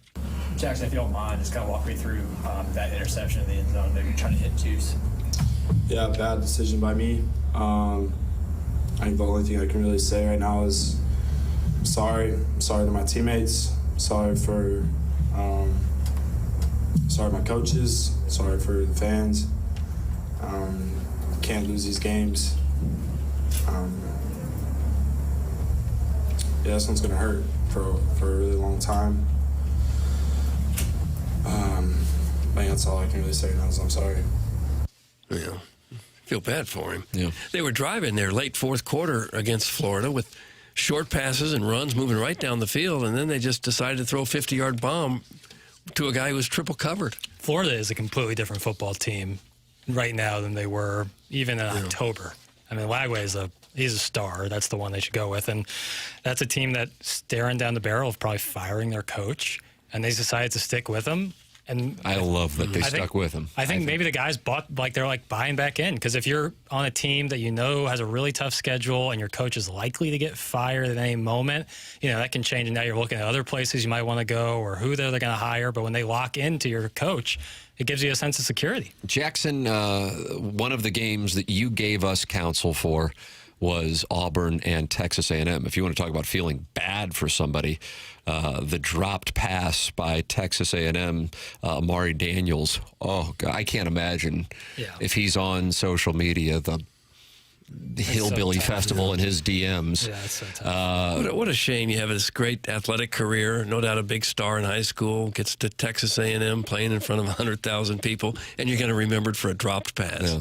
Well, I mean, the Colonel, we were texting throughout that game, Gabe DeArmond, is going to join us here in a few minutes, and he jokingly texted me, he goes, I think number 5 is going to get cut. And I'm like, and I was saying to my wife, we were watching the game, and I said, that's a Jackie Smith situation. I mean, Jackie Smith has this ridiculous career, couldn't be a kinder gentleman, still singing the national anthem at events. Didn't you go down, weren't you with him? We were at Perryville together. Perryville, yeah. And that is nationally what he is still known for. Yeah.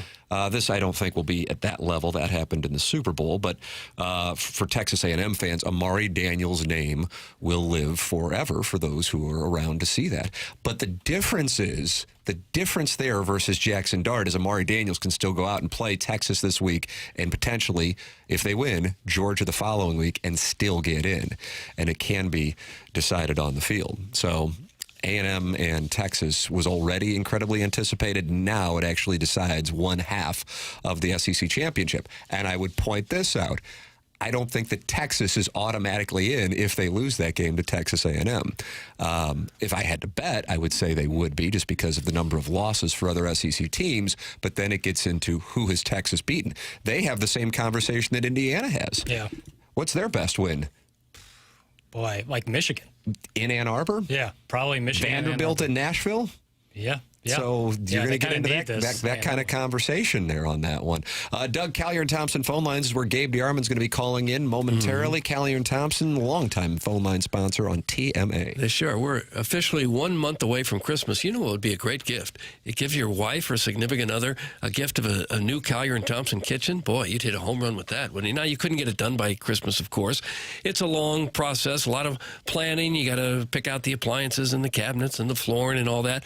But Callier and Thompson has all the people there to do that for you. They've got the designers right there. Got a great showroom there on Manchester next to Uncle Bill's Pancake House out in Baldwin. This is a business been around since the 1950s. Carolyn Beard and Bob Strati have owned it for more than 20 years now, and their team has everything you could possibly need, whether you're redoing your kitchen or a bathroom or any area of the house, really. The basement, a wine room, a man cave, a bar, accent room, fireplace, wall, office, you name it. They have done it, and they do it better than anyone in town. They have specialists do the job. Also, they carry top-name appliances like Bosch, Thermador, Wolf, Sub-Zero. So if you want your kitchen, your bathroom, whatever, if you want it done right and you want it done by the real pros, this is where people in St. Louis go. They go to Collier & Thompson. Collier & Thompson is on Manchester and Baldwin next to Uncle Bill's Pancake House. AAA rating with the Better Business Bureau. They won a Torch Award for ethics with the BBB. All their workers are insured. This is the place you need to go if you're looking to seriously redo your house. Collier & Thompson, come home to quality online at collierandthompson.com. There it is. A gentleman texting in that Texas has more wins over bowl-eligible teams than anyone else in the SEC. I wonder if that might be a Longhorn texting in. Doug, we're big into telling people to shove things up their backside today. I never do that. Has to be shiny. It does have to be shined, though. And Bowl in this case, eligible. Bowl eligible. That's most of the team. That's about 2/3 of the team that play Division I. That's correct. And if I'm not mistaken, if Wardam were somehow able to beat Rolldam in the Iron Bowl this weekend, Auburn would be bowl eligible, and I believe that'd be 14 bowl eligible teams in the SEC. Doug, there are 16 teams in the conference. Do they all have shirts that say that? Do they all say bowl bound? They say we go to bowls around here. Well, there are like 42 bowl games, right? So that's like 84 teams going to bowls. I actually think there might be more, but now the number of teams eligible may be reduced because the bowls are now tied into the college football playoff. I personally would look at top 25 wins, and then if you want to take it even deeper, top 10 wins. And that is why I think Ohio State, as far as teams with a loss go, Ohio State, if they beat Oregon in the Big Ten championship, will be the number one seed, and I would say justifiably so. I'm operating on the premise that they don't have any problems with the Wolverines this weekend, although Ryan Day has certainly had his issues with the Wolverines. So with Texas, would they get credit then, top 25, beating Michigan, beating Oklahoma, both ranked at the time? Although you look at it now and you're like, are those really good wins? And that's a tough thing. I look at it now. Missouri beat a ranked Boston College team, but then as the season progresses, you kind of get a better idea of what everybody is. So I look at it more through the lens of the present. But one of the tough things about that is in order for a team to beat a team, well, then that team collects a loss, and so therefore they drop in the rankings. So Florida State was top 10 to start the season. We have clearly seen that they are not even close to that. So much like the dossier, it's a fluid ranking system. Oh, Doug, there it is, dossier fluid. Has any program ever fallen apart quicker than Florida State, going from an undefeated season to what they're now 2-9 and last place in the ACC? I'm sure it's happened before. I'm sure after some sanctions have been passed down in college football history that you'll get some bad years after that. Yeah, that's pretty drastic, though. Yeah. To go undefeated. But it works both ways, man. You can be the worst team and that nobody knows and have a great year, and then by proxy, you can also flip it. Don't say by proxy. We can joke, but Indiana only has one win over a bowl-eligible team. So, ... Jackson, do you have a problem with that? Huge problem. I have a lot of problems going on. Yeah. Well, that was from strap-on number 18, though. That's the 18th one, though. That's the lucky one. How could you use by proxy in the Indiana schedule? I have no idea. Okay. I don't know. By proxy, Nebraska, do they win? I know Dylan Raiola did the Mahomes celebration, also getting fined like his boy. Who's the best team? Oregon, Ohio State? Are those two a notch above? If you gave me, I can pick anybody, I would take Ohio State. To win it all. To win it all. Same. Once this thing rolls out, your favorite would be Ohio State. But from a gambling standpoint, I think it is, it's obvious. It's because you have 12 teams. That goes without saying. But even if you didn't have the 12-team playoff, it's my sense for the first time since 2007, the year Missouri got to number one, but they got to number one in part because it was chaos, that I think that it doesn't mean that it will happen, but from an odds standpoint, if you told me that Miami won the national championship, I wouldn't be shocked. I know it sounds ridiculous. Maybe it doesn't sound ridiculous. Tennessee won the national championship. Would it absolutely shock you You know, I mean, keep in mind, Ohio State about a month ago had 2 big goal line stands against Penn State. Otherwise, they're sitting there with 2 losses. Ohio State had to fade Nebraska at home. You just haven't seen a team look dominant. And you can point to Oregon and go, they're undefeated, but in the first 2 weeks of the season, they were fighting for their lives against Idaho and then Boise State. And I realized, you go, okay, well, Boise State's legit, but Idaho is a different set of circumstances. And because it was flying under the radar versus the game with Georgia and Ole Miss last Saturday, that's a team that was trailing a bad Wisconsin team in Madison last Saturday night. Point being, what many of us in our 20s, 30s, and 40s grew up with were teams that were dominant throughout the course of the year. You don't have that this year. And so from a value standpoint, I think you could diversify on a few of the teams that would be long shots right now, and you might get home. But if you're asking me if I got to pick one team, I would go with Ohio State. You agree with that, Doug, or would you go somewhere else? Well, I would like to have someone by proxy decides for me. Jackson, would you like to be Doug's proxy? Ohio State. Oh, well, there you go. All right. And it's what Tim's saying, but I don't look at any of these teams and say, boy, they're like Alabama was 5-10 years ago. Exactly. You say LSU with Burrow, that was a dominant team. Because you say, oh, Texas is 10-1, they're 3rd ranked. Yeah. Penn State, they're 4th ranked, they're 10-1. Yeah. Notre Dame's 10-1. Okay. Georgia 9-2. You start looking at it and saying, where are the beast teams that you used to have that you would just say nobody's... Talent's been spread out. Yeah. Talent gets spread out. Almost everybody, except Oregon, almost everybody has a loss, and I guess Ohio State too, where you go, oh, wow, I sure didn't see that coming. They almost all do. Well, in the SEC, have a really bad loss. Absolutely. I don't think Texas necessarily has a bad loss because it came against Georgia. But if you watched that game, that was the proverbial game control, and that was all on the side of Georgia for that game. We'll get the Colonel's perspective. He's brought to you by James Carlton. He joins us in the 9 o'clock hour. That is coming your way next. This is TMA, presented to you by Brown and Crouppen on 101 ESPN and the 101 ESPN and TMA STL YouTube channels.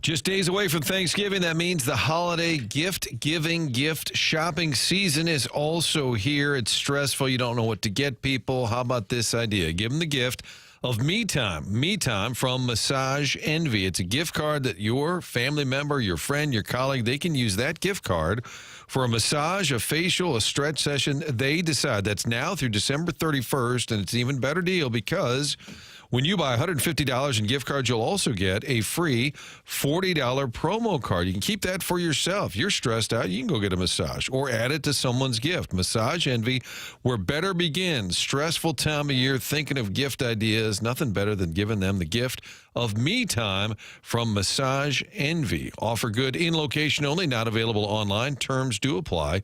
See franchise locations for details this holiday season. Make it out your list.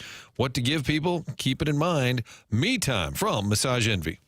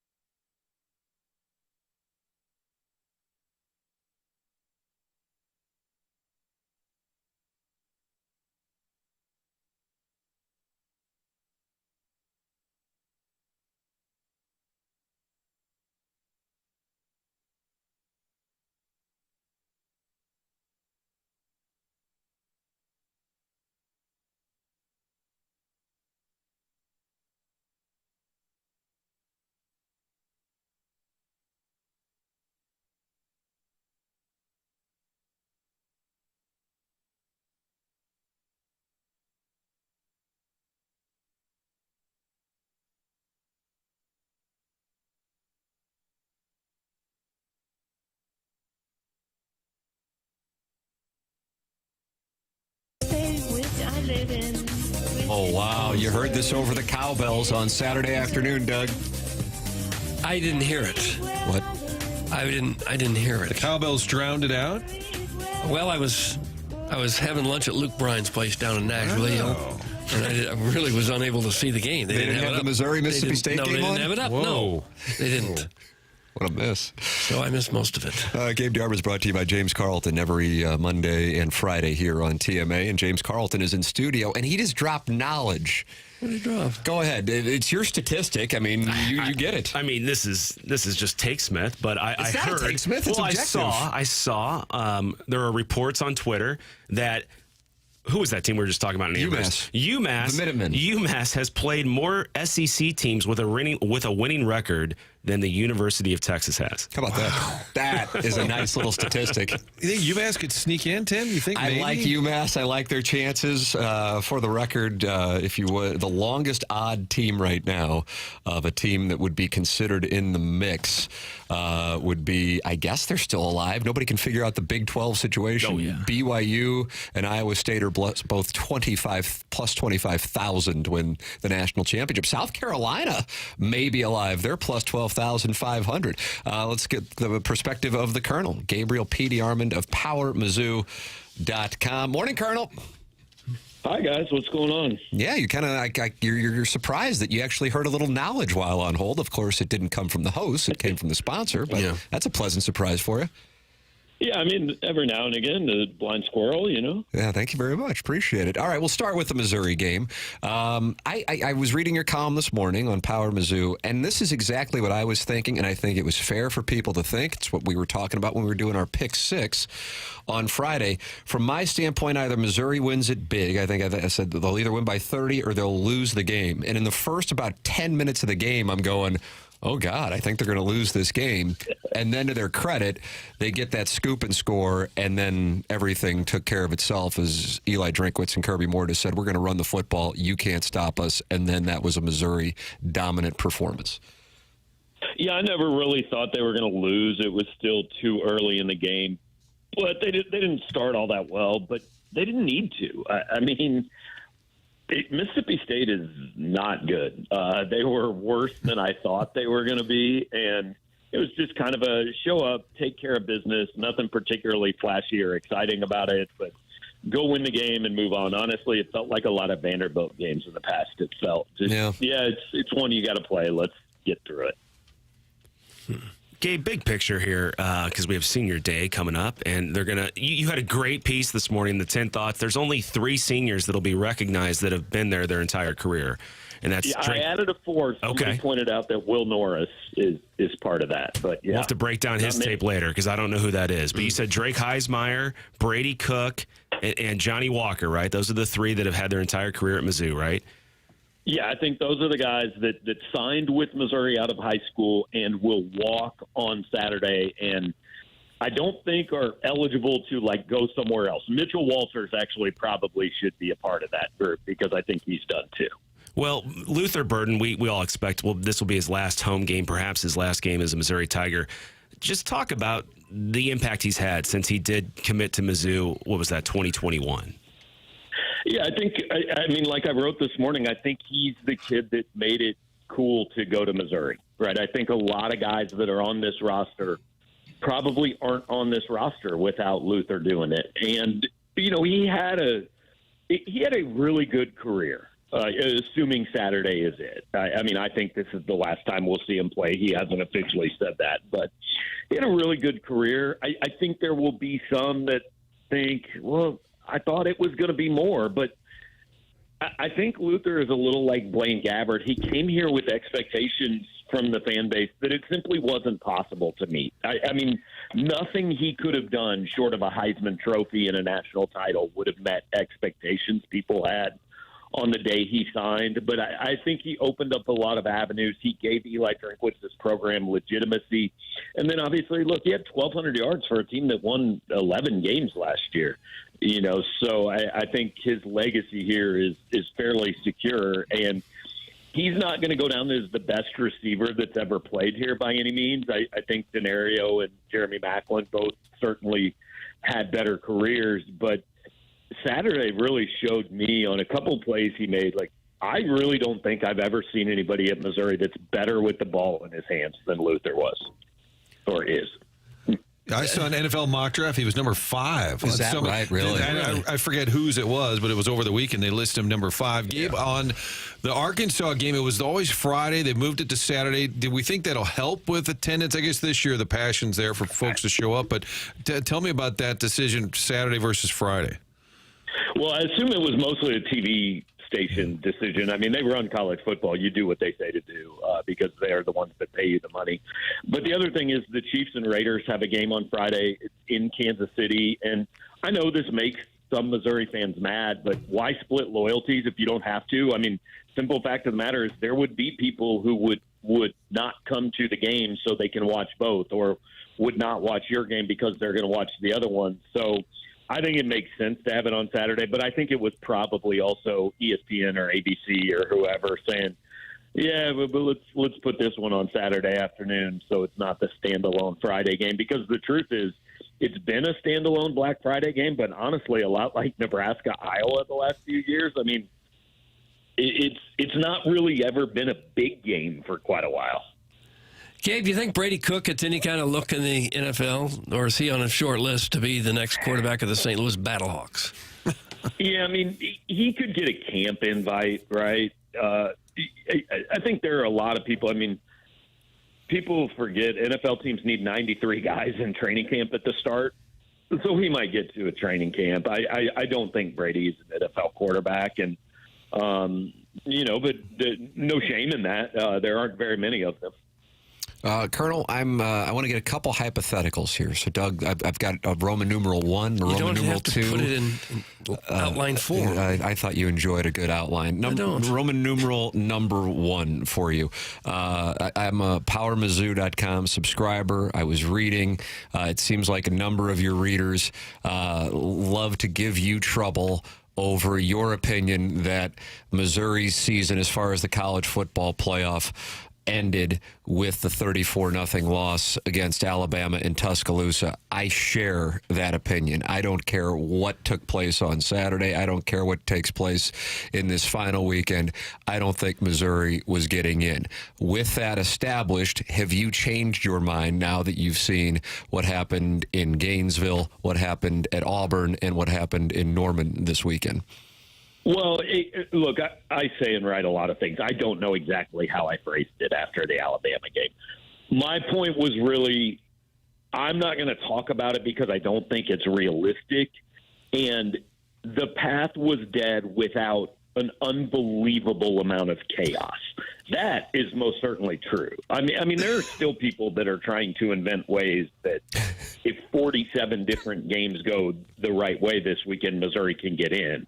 Number one, I don't think that's true. But number two, okay, but that's not realistic. I mean, we're talking about things that aren't going to happen. But, after everything that happened this week, it was very popular to say, well, if we just stopped the South Carolina drive, we're in. And I just don't think that's true. Look, Missouri's going to be they're 23rd in the polls, 24th in the polls. They're going to be somewhere, I think, around 20th in the playoff rankings. And it's just not as simple as all you've got to do is get to number 12. I mean, South Carolina, I think, is dealt with differently than Missouri would be because South Carolina beat A&M and barely lost to Alabama. Now, South Carolina has an Ole Miss problem, but Missouri ultimately has an A&M and Alabama problem that how do you leapfrog those teams that didn't just beat you, but that absolutely throttled you? And, again, it's not just getting to number 12. The Big 12 is going to have a team in there probably. The ACC is going to have a team in there and might have 2 teams now. The Group of 5 is going to have at least 1 team in there. So, I mean, you've got to get to like 10, and there just wasn't any path. Last year, the polls, the rankings, the metrics, they all loved Missouri, right? If you remember, like Missouri was the highest-ranked 2-loss team in the country for a long time. And that was never true this year. Nationally, Missouri had an image problem because they barely beat mediocre teams and they lost badly to the good teams. Like the image problem, and I tend to think it was kind of warranted. I know fans don't like that, but I tend to believe this year it was just never going to allow Missouri in there. I agree with you 100%. And I think looking at it versus last year, it was because their 2 losses were up until late scores, super tight games against LSU and against Georgia. And that is the complete opposite of their first 2 losses. And they had good wins last year. Like Tennessee was a good win. Kansas State was a ranked win. They're 0-3 against teams in the top 25 and got blown out twice. Right. Like, so that if you take your emotional bias out of it, this is in no way a playoff resume. You can't really argue. It just was never going to happen, and but hey, I respect the hope. Hope's a wonderful thing to have, but in this case, it just was not happening. So along those lines, now you have the conference championship games. I don't think they're going anywhere because of the television dollars. But what a situation you could have if teams don't get in because they lose in these conference championship games, and the enthusiasm for getting into a conference championship game now is tepid. You had Lane Kiffin's comments last week. It was certainly a talking point over this weekend, as Georgia is now going to be in no matter what. And some are wondering, I was listening to Scott Van Pelt's, his podcast, like if Georgia loses, is Georgia then now are they held?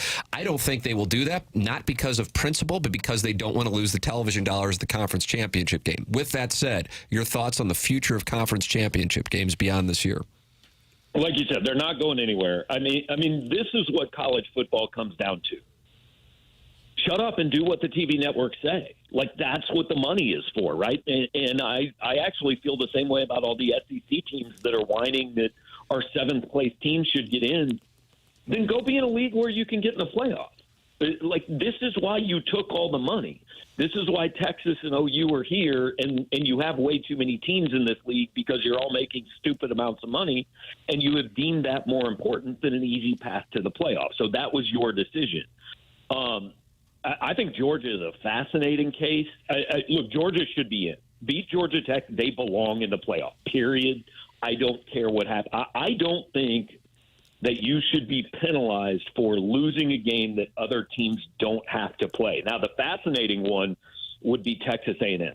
If they beat Texas, they are in the SEC title game against Georgia. They'll be 9-3. They'll have a couple really good wins. I think they would be ranked in the top 12. If they go lose that game to Georgia, they are now going to be 9-4, and I can't see them getting in. But, if you're in the top 12 at 9-3, I don't think you should get knocked out of the top 12 for playing a 13th game that Tennessee doesn't have to play, that Indiana doesn't have to play, that all these other teams don't have to play, that Texas doesn't have to play. And Gabe, I'm sorry to interrupt, but this is something you wrote. This is something you wrote on Sunday morning, and I think this is an important part because I'm looking at this long term. If A&M schedules some butt ass in their opening weekend, they don't have the loss to Notre Dame. And so what you could wind up having, depending on where the committee winds up with the brackets here in 2 weeks, is a decision by athletic departments to go, okay, if we're going to have these penalties for losses in non-conference, why would Clemson make sure they're playing Georgia? Clemson and South Carolina continuing to play. Florida and Florida State continuing. Why would you invite another loss? Because A&M would be a 3-loss team with a loss in the SEC championship game had they not decided to play Notre Dame. And so college football has a real decision to make by the message they send with the brackets.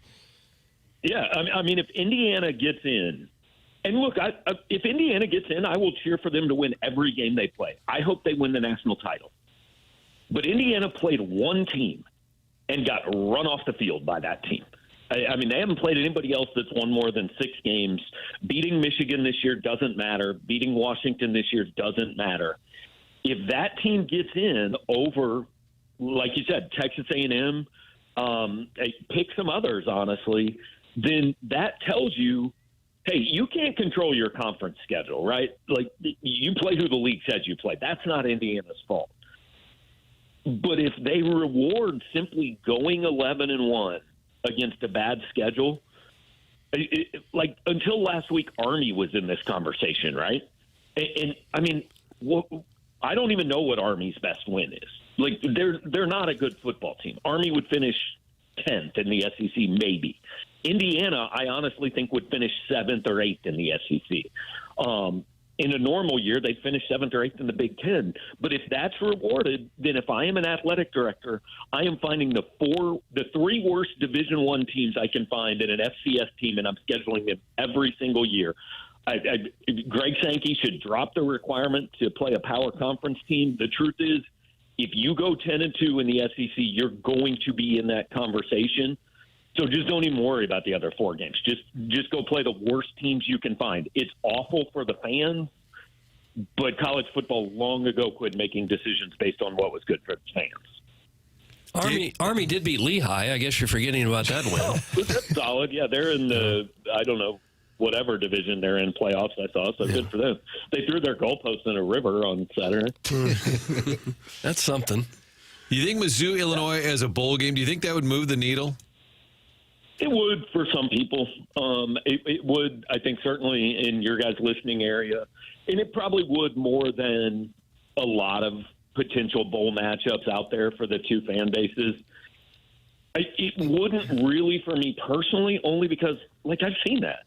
I've covered, like, 6 Mizzou, Illinois games. I would rather see something – I would rather see Mizzou, Colorado, even though it won't be the same Colorado team in the Las Vegas Bowl, or Mizzou, Arizona State, or go down to the Gator Bowl and play Clemson or something like that. That would be enjoyable for me. But, hey, Mizzou, Illinois makes sense. It probably would do the best in terms of ticket sales and TV ratings. I think both fan bases would actually be interested to play that. Missouri Clemson could be a little like Missouri Ohio State, where Missouri fans think it's cool and Clemson fans don't care. It would be probably a smart matchup if you can get a Missouri Illinois, a Missouri Nebraska. I know there's been a little Missouri Iowa out there, which would be fine, but again, I've seen that, so I don't really care that much about that one. But it would probably be a smart move if they could do that. Gabe, I know things change quickly with the transfer portal and with NIL and all that, but is Missouri in pretty good position to have a decent team next year? Yeah, I mean, the schedule is again pretty similar. The quarterback's the question, right? And like you said, I mean, we don't know who's going to be on anybody's team. I mean, 2 weeks from today, every player in college football is a free agent. So I don't really know how we decide, but I think in this day and age, and I wrote a little about this morning, you should never go into any year saying it's a rebuilding year. You're 3 or 4 right moves in the transfer portal and a couple of smart contracts from being able to compete for anything you want every single year. So I think Missouri should absolutely go into next year saying, hey, we're going to be in position again. There's the portal question, and then there's the recruiting question. How does this recruiting class look? Yeah, we'll see in 2 weeks. There are definitely some questions. Their highest ranked commitment right now, most people expect to flip to Texas A&M. They've got another kid, running back, who visited Georgia and Texas A&M. We'll see where that goes. They had a kid who we thought was going to flip, who ended up sticking with Nebraska on Friday. So the truth of it is, it's a good class. We've got it at, I think, 18th. Even if they lose 1 or 2 of these kids, probably be somewhere around 25th. So it's a good class, but it has lost some momentum here in the last few weeks, and we'll see if they can get that turned around. Gabe DeArmond, PowerMizzou.com, brought to you by James Carlton here on 101 ESPN. Colonel, thank you so much. All right, guys, have a good one. That's Gabe DeArmond on the Callier and Thompson phone lines here, giving us his perspective. James, always good to see you, sir. Thank you for bringing statistics and knowledge. You got it. That's James Carlton, Carlton State Farm Insurance Agent. He's my insurance agent, and I recommend him to you online at carltoninsurance.net. Jeff Lotman, if you are in the market to buy or sell a home, go online at JEFFLOTTMANN.com. He is with Compass Realty, and if you are looking to capitalize on somebody who has been working in the market for 2 decades with $500 million worth of sales, then you are looking to work with Jeff Lotman. Go to JEFFLOTTMANN.com, part of Compass Realty. With Compass Concierge, you can take your home buying or selling experience to the next level.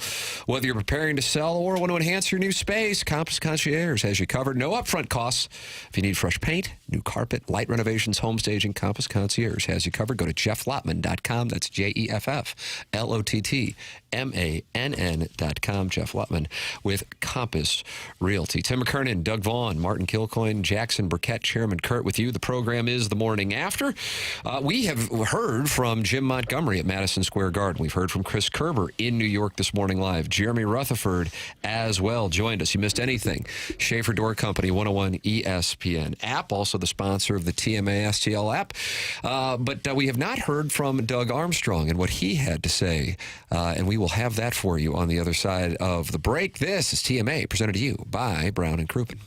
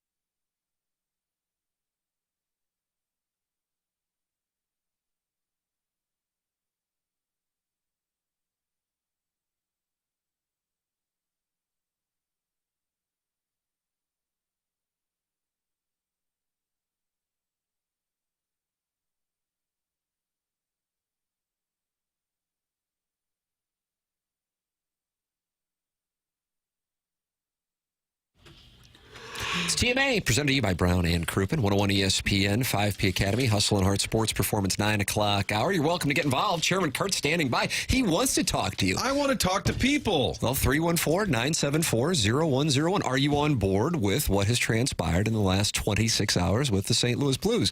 I think the approval rating would be about 90%. Do you agree with that, Martin? I feel like it's the same with Jackson's haircut. Yeah, I 90%. think so. I think... You know, 10% don't like the haircut? Wow. Maybe Jackson's haircut is even higher. No, the Monty move, I think people get why they did it. I think they're excited to have an established. There's nothing against Drew Bannister, but it just never quite felt like a guy who's going to take you to that next level. And with NHL players, man, it's such a tough deal because they turn on the coach. It really is like the mean girls of professional sports. I mean, it's unbelievable how hockey players, yeah, they lost the room like... Craig Berube's voice doesn't resonate with you? Who the hell are you? I never get that. He would kick the crap out of every single one of you, and you're not listening. We're done with him. Who's next? Yeah, this guy talks too much. This guy doesn't talk enough. He's too tough. He's too soft. It's unbelievable in the NHL how it happens, but I think that was going on with Bannister, and I think you needed a legit big-time coach with Montgomery's resume. And Montgomery's seen as, I think, by most people, as one of the best coaches in the league. Yeah. And as provincial as we are in St. Louis, he's also been here before. We see him as a St. Louis guy, having played here, even though it was briefly, he played here, coached here. So it's a guy that I think everybody's comfortable with.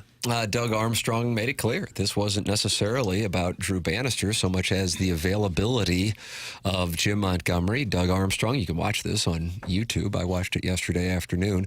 About 25 minutes with a combination of St. Louis sports media and Canadian media addressing why now with Drew Bannister and why he is so big of a fan of Jim Montgomery. Here is Doug Armstrong. When I woke up Wednesday morning, there was no inclination to make a coaching change, and then when Jim got let go in Boston, it certainly was someone I've respected, someone I admired, someone I felt had all the attributes to be a long-term coach for the Blues, and it started down that process. So this was more of an opportunity to get someone of Jim's caliber than anything else.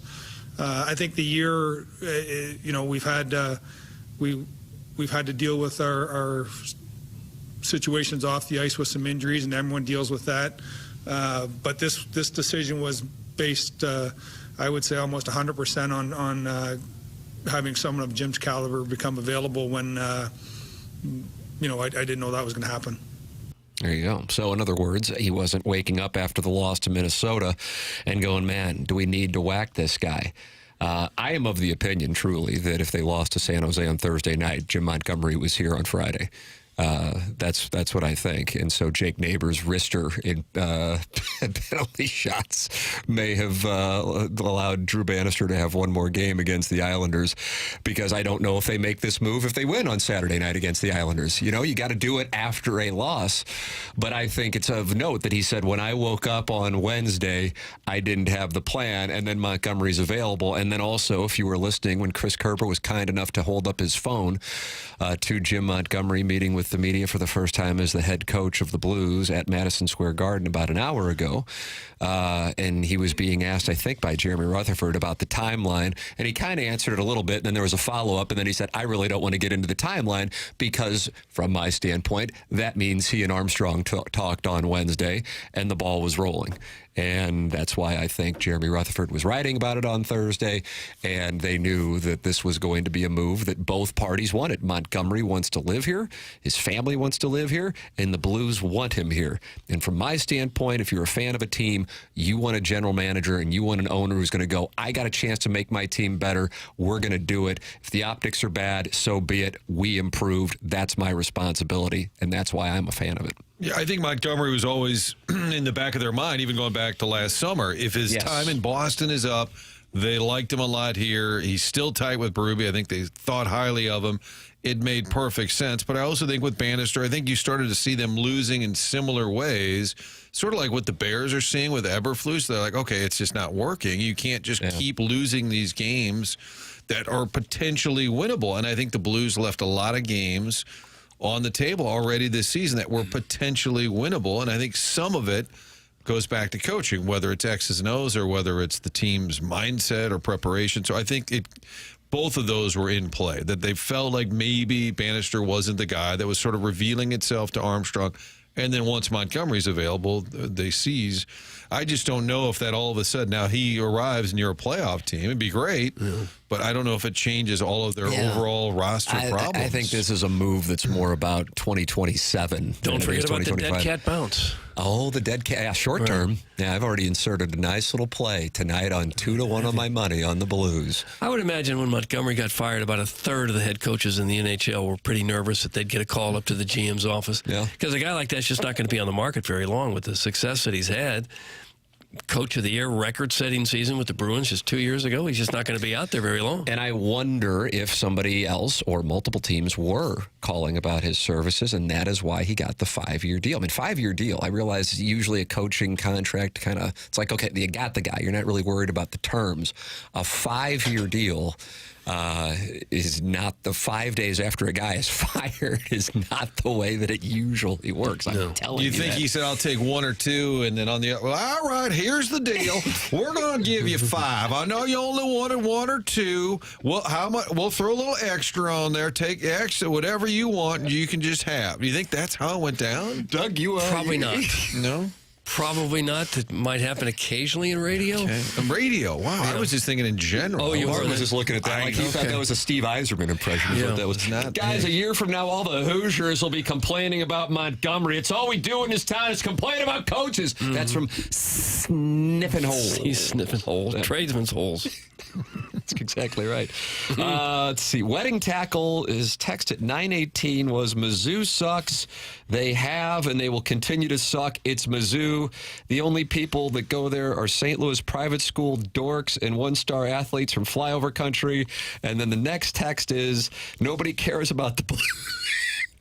Nobody cares about the Blues. They'll win 2 games after the new coach boost, and then they'll go back to losing, and then the Blues will leave St. Louis for Cape Girardeau. I don't know that Cape has got a team. You think they have the infrastructure? I'm not sure they even have a rink. They got Dalhousie.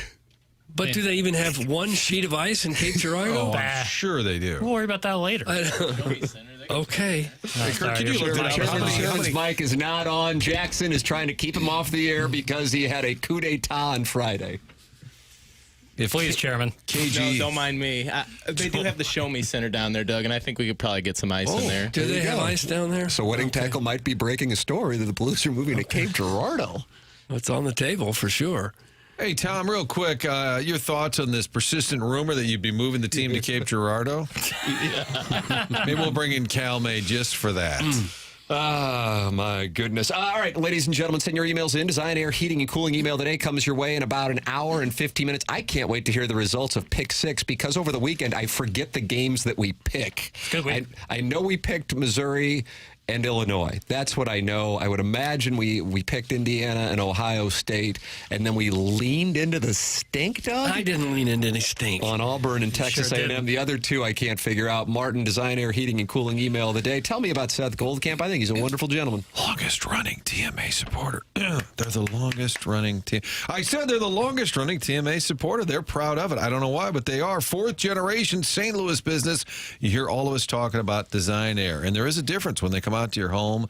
They'll tell you what's wrong with that furnace. They'll get it fixed. It's stressful, man. It's going to be really cold. So if the furnace is not working right, you want to have an HVAC company ready to roll, and that is Design Air. And when the technician comes out, he's going to fix your furnace. He's not going to try and sell you. That's what a lot of the folks are trained to do, is they're actually salespeople. You want a repair person. Seth Goldcamp and the family take this serious.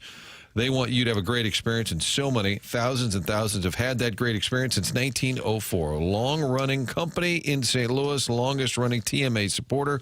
Go online, schedule that appointment. It's going to get cold real soon. DesignAir.com is where you can go to support Design Air. They are the HVAC dealer to the stars of this show. Oh, and Munganast is the company that Doug and I have been working with for a number of years online at stlouisacura.com and altontoyota.com. Just two fantastic dealerships, Munganast St. Louis Acura and Munganast Burkhardt Alton Toyota. That's where I got my car. I went up to Toyota to get my car. Munganast will take great care of you. The buying process, so easy. They have such fabulous people working there. Not a hassle at all. They'll make sure that you get the absolute best deal. They got great new and used car selection at their websites. They're stlouisacura.com and altontoyota.com. Also, sooner or later your car is going to need some service or some repair, and that's a great place to go because once you go to Munganast St. Louis Acura, you'll say, why would I go anywhere else to get my car worked on? And we have a special number to get you right to the muckety mucks, right to the big kahunas, to the top dogs, to the big cheeses. This is the number. You call, and the guys that make the decisions there, they'll take great care of you like they do with us. Here's the number. Write it down, please. 314-252-0029. You did not write it. 314-252-0029. You call in that number, and Jamie Burkhardt or Peter Munganast or Ryan Seiberg in the service department, one of those guys, the big kahunas, they will take care of you and make sure you get absolutely first-class service. Everybody does. This is just a little hint to get you even better service than before. Again, the website, stlouisacura.com and altontoyota.com. Results of the Pick 6 contest coming up here in a matter of moments, and plus a former Illinois quarterback is the focal point of an NFL controversy. Oh, Jeff George? We'll have that for Tony you. Eason? That is Dave coming Wilson? away. This is TMA, presented to you by Brian and Crouppen on 101 ESPN.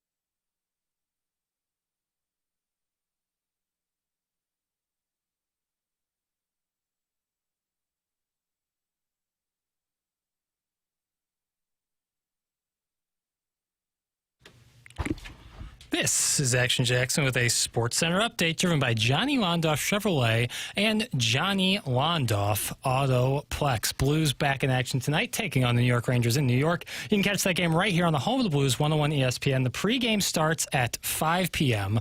Puck drops at 6 p.m. And last night in the NBA, the Pacers defeat the Wizards 115-103. Pascal Siakam, 22 points, 6 rebounds, and 6 assists for who they call Spicy P.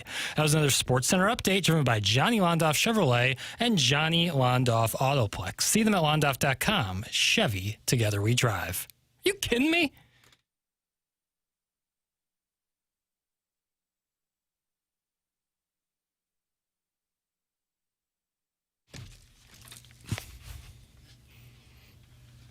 Tired numbers and players. And the rally squirrel. 6, golf, fireworks. Do the wave, do the wave. This puts you in a good spot, doesn't it, Doug? We're still doing the wave, too, by the way. And that's going on, 40 years? That's about when it started, right? About 40 years ago or so? Yeah, I think it was with Vince Coleman. Yeah.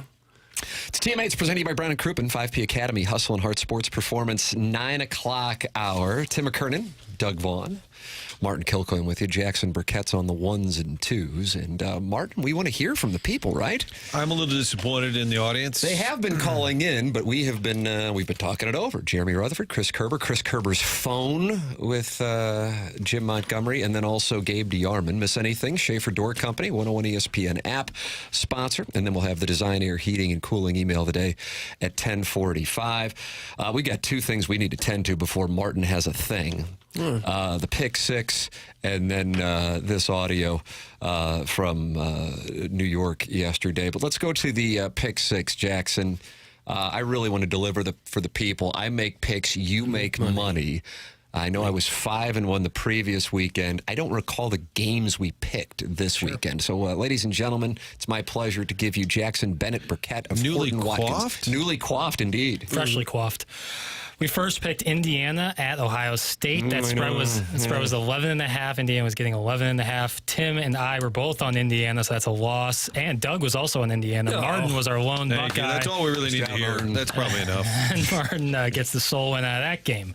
Then we went Illinois-Rutgers. Illinois was getting 1.5. We all took the Fighting Illini, so we all cash in on that game. The next game... Martin's 2-0 now. The next game was my sneaky play. That's going to be like a really fun game, and that was BYU at Arizona State. I had to be on Arizona State. BYU was getting 3. Oh, were we all? We were all on Arizona State except for Martin Kilcoyne, who was on BYU. I went all Mormon on you. Yeah, you did. The next game after that, Mizzou laying 7.5 at Stark Vegas.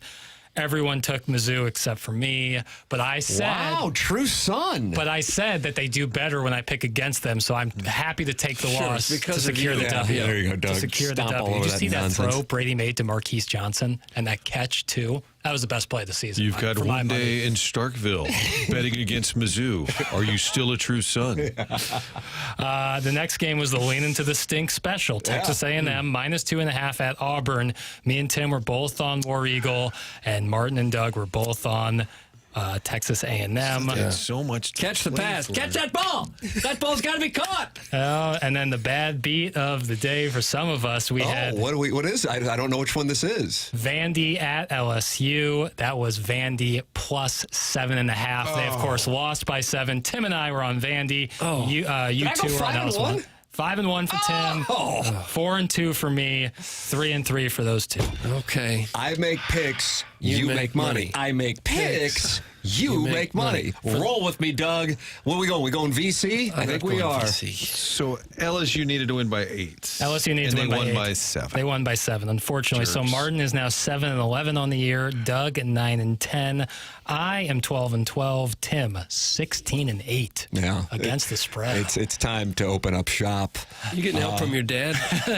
No, he bought the station for me. That's right. But he is buying a phone number for me to be a tout now, and I have a great play on tonight. tonight's Monday Night Football game. Now, who is playing? I do not know, but I do believe in my pick. Oh, that's right. The Jimmy against Johnny. Who's got it better than Timmy? The Harbaughs. The Harbaughs. Speaking of Jimmy, Johnny, and Timmy, what about Tommy DeVito?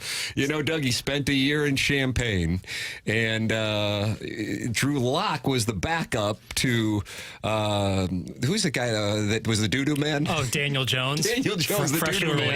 released. Might be signed by the Cowboys in time for them to play on Thanksgiving against the Giants. Which would be amazing, by the way. So the doo-doo man, as Janoris Jenkins, friend of the program, called him. He gets released. Drew Lock's the backup, but they skip over him to go to Tommy DeVito. They call him Tommy Cutlets. No one says like that. Yes, they do. They call him Tommy Cutlets. That's how they call him. And yesterday, the Giants didn't necessarily show up to play. They fell behind 30-0 to the Buccaneers. Here's what Malik Neighbors had to say following the game. The former LSU wide receiver is really enjoying his time in New York. What words today would you use to describe this loss? Selfish.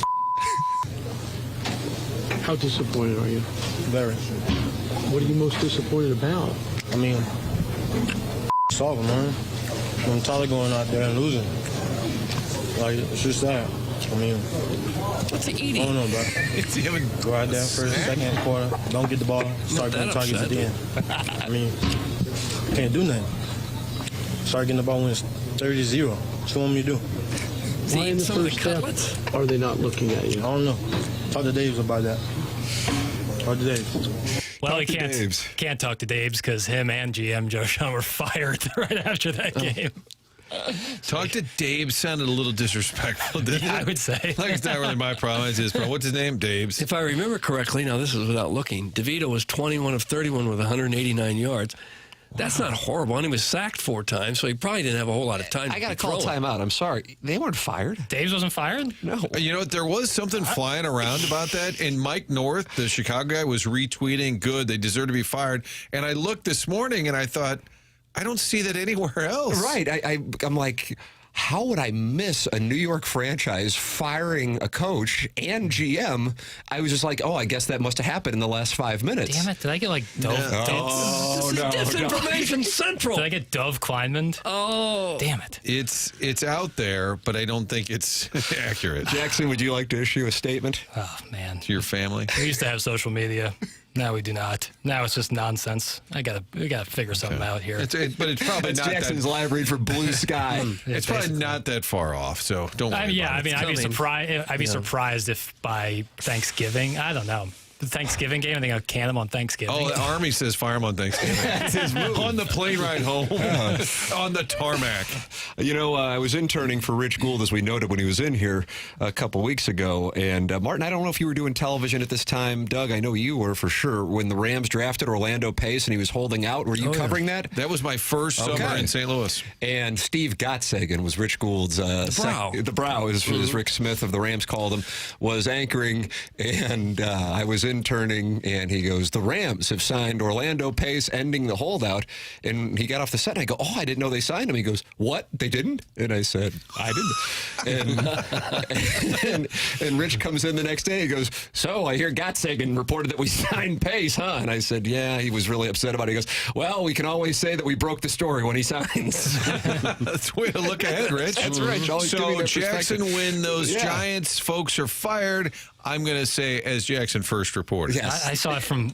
Who'd you see it from? Wesley Steinberg. Oh, no, he got you. He got you. He's known, Doug, for... He said, and it's his bio says NFL and NY Giants insider, loving husband and father.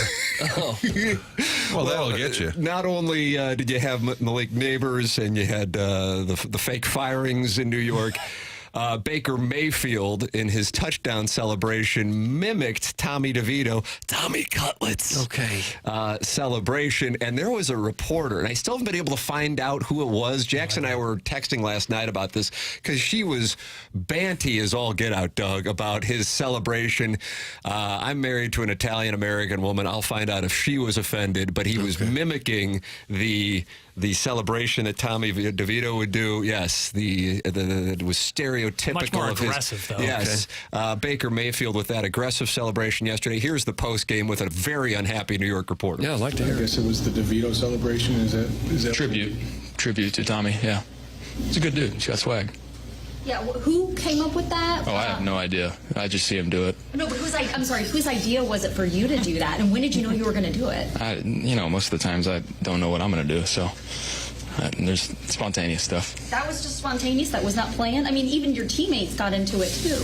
Yeah, New York fans love Tommy here and give him something they like. Are you Italian by any chance, or no? I haven't done 23andMe, but I don't know. So you think she was offended? That was like a bad Twitter account come to life. Are you Italian by any chance, or no? How could you be offended by that? All the things that are going on the football field, that's what you're offended by? I wish he would have said, hey, listen here, you meatball. Zip it. Baker Mayfield is clearly dismissing the questions. This is a smart ass. And then she keeps coming, and I think he's enjoying it even more. She's clearly upset about it. Yeah, it's a media trained vet right there. I think he didn't think she was serious at first, and she just kept persisting. That just delighted the hell out of me. Hey, Mark Hanna delights the hell out of me, Doug. He is a gentleman. You talk about his supple hair and supple beard. You guys do. I don't. He had the best Cairo take of anybody on this show. And James Carlton had the best statistic. Yes. What's going on? Let's clear We out. need to have the sponsors And we had host the New program. York coach fired. That's right. This thing's off the rails. Mark Hanna's with Evergreen Wealth Strategies. He's online at evergreenstl.com. And you can call 314-889-0503. The name of the game, as young as you possibly can be to do it, is have a financial advisor, period. But even if you don't go with Mark Hanna wants you to know, make sure you have somebody advising you, whatever age you are, 20s, 30s, 40s, 50s, 60s, 70s, it doesn't matter. And I'm telling you, I've gotten to know Mark, and he is a wonderful person. He is online at evergreenstl.com, and you can call him at 314-889-0503. That's Mark Hanna, Evergreen Wealth Strategies. Mark Hanna offers securities through Equitable Advisors, LLC, member FINRA and SIPC, and offers insurance and annuity products through Equitable Network, LLC. Tim McKernan, Doug Vaughn, Martin Kilcoyne, Jackson Burkett with you. Chairman Kurt standing by to take your calls on the Callier and Thompson phone lines. This is TMA, and it's presented to you by Brown and Crouppen.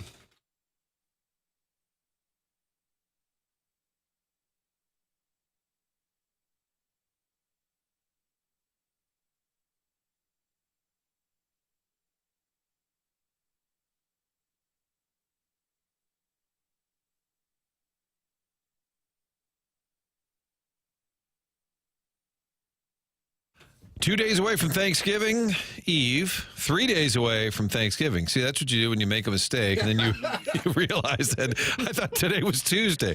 It's Monday. That means it's 3 days until Thanksgiving. 3, 2, and 1. Hey, let me tell you about my friends at Schnucks, because the unbeatable meal deal is now available. Thanksgiving is only 3 days away. If you want to serve 10 people, you can do it for less than $4 per person. It's unbelievable. The math is pretty simple here. You start with that centerpiece of your Thanksgiving dinner. That's the turkey, only 58 cents per pound. Schnucks' lowest price on turkeys in 14 years. Think about that. 2010, Jackson was in kindergarten. Lowest prices in 14 years. Limited one Schnucks whole frozen turkey with a $25 purchase, not including the price of the turkey. Now you need the sides. Real simple. Stovetop stuffing, 2 for $4. Sweet potatoes, 39 cents per pound. Schnucks cranberry sauce, great deals on that. Celery, green bean casserole, all the ingredients, all low prices. You know the deal. Schnucks is always saving you money, especially right now with the unbeatable meal deal for Thanksgiving. Feed 10 people for less than $4 per person. Make sure to check out the Schnucks Rewards app on the weekly ads as well. Unbeatable meal deal at Schnucks. Schnucks makes your holidays.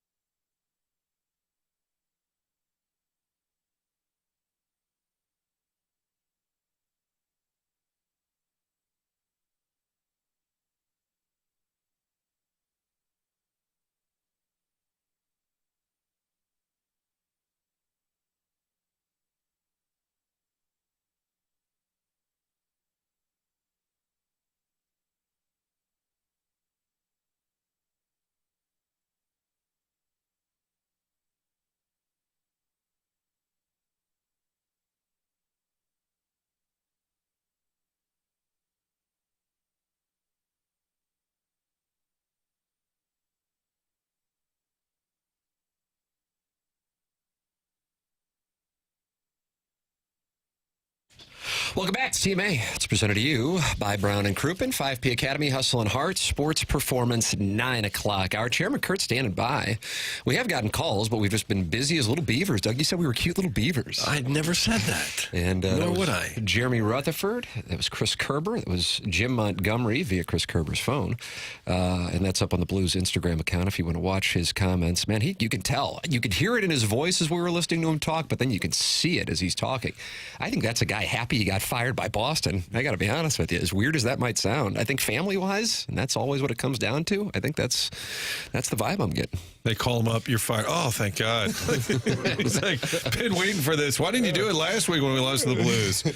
Yeah, I could have picked up another couple points. What if he'd been fired in St. Louis the night? And a lot of national media thought it might happen. That's true. That Tuesday night game when the Blues were up 2-0 and then wound up losing 3-2. They blew it. If he had been fired in the building, and Army's like, well, this is convenient because you're here already. Just slide on down. Kind of one of those baseball trades where they go at the trade deadline across dugouts. Do you think Montgomery was happier or Jimbo Fisher was happier when he got canned at Texas A&M?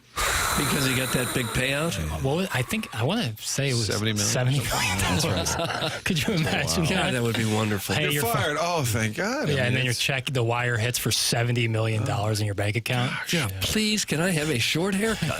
Tim, NFL people were mad at Fox 2 again on Sunday. What were they mad at? The email to the 2 Fox, it was entitled, "You People." I like that. It was all caps, "You People." But the nature of the complaint was different. It wasn't about the game selection. We had the Lions Colts, which I did to pander to Brian Bartow, friend of the show, because he likes the Lions, and we're trying to get the picnic bench back. And I thought, why don't we just put the Lions on TV for Bartow? Right. And then the Packers 49ers game, but he was mad because he was watching Packers 49ers, which became a blowout. Yeah. We're not a home market. We're not Green Bay or San Francisco. So they started jumping around to the other games. And he said, that's not fair. I watched this whole game. Even though it's 38-10, I guess he did not want them. He said, why do they do this? Clicking away. I thought that's less of a complaint than that one is totally a network call. My read is the gentleman had the over and he was monitoring the total. That's what my read is. I think it's fair to assume networks should broadcast just for you. Yeah, I agree. Not for the broad audience, but just for what you want. Good for you. Very few people can be on local news. See, there's Charlie. That's Charlie giving us his perspective. Charlie Tim's Marlowe. dad calls out to Fox. Jimmy would like you to switch over right now. He wants to see the end of the Cowboys game. Mm-hmm. He just wants to watch Notre Dame. That's all he wants. You were getting text messages complaining about the 2 Fox coverage. Yeah, I think I shared that in our group chat yesterday, if I'm not mistaken, complaining to me about. So what did you show? What was the noon game? What did you wind up going with? We showed Lions Colts, and then we showed Packers 49ers. The early choices were Vikings, Bears. And Washington and Dallas. And what Fox recommended or placed in our market was Washington, Dallas. And we talked about it. You said the brand, the Cowboys brand. I think the idea was the Cowboys are trash right now, even though it's a big brand. Cooper Rush. And when it was 3-3 at halftime, I said, oh, thank God we didn't show that game. They got a little more interesting a little bit later. And Jackson informed us, for those of you who got a chance to see it, probably on highlights, although I was watching it on the NFL Network, Washington, again, Jane Daniels. Now, this wasn't a Hail Mary. This was blown coverage by the Cowboys. Terry McLaurin goes, I don't know, about 80 yards. And now they're an extra point away from forcing overtime against the Cowboys. And the kicker, who missed multiple, extra points yesterday, Jackson? Yeah. Belleville West, a Maroon. Yep. Belleville, Illinois native. Yeah, went to Belleville West, went to Oklahoma.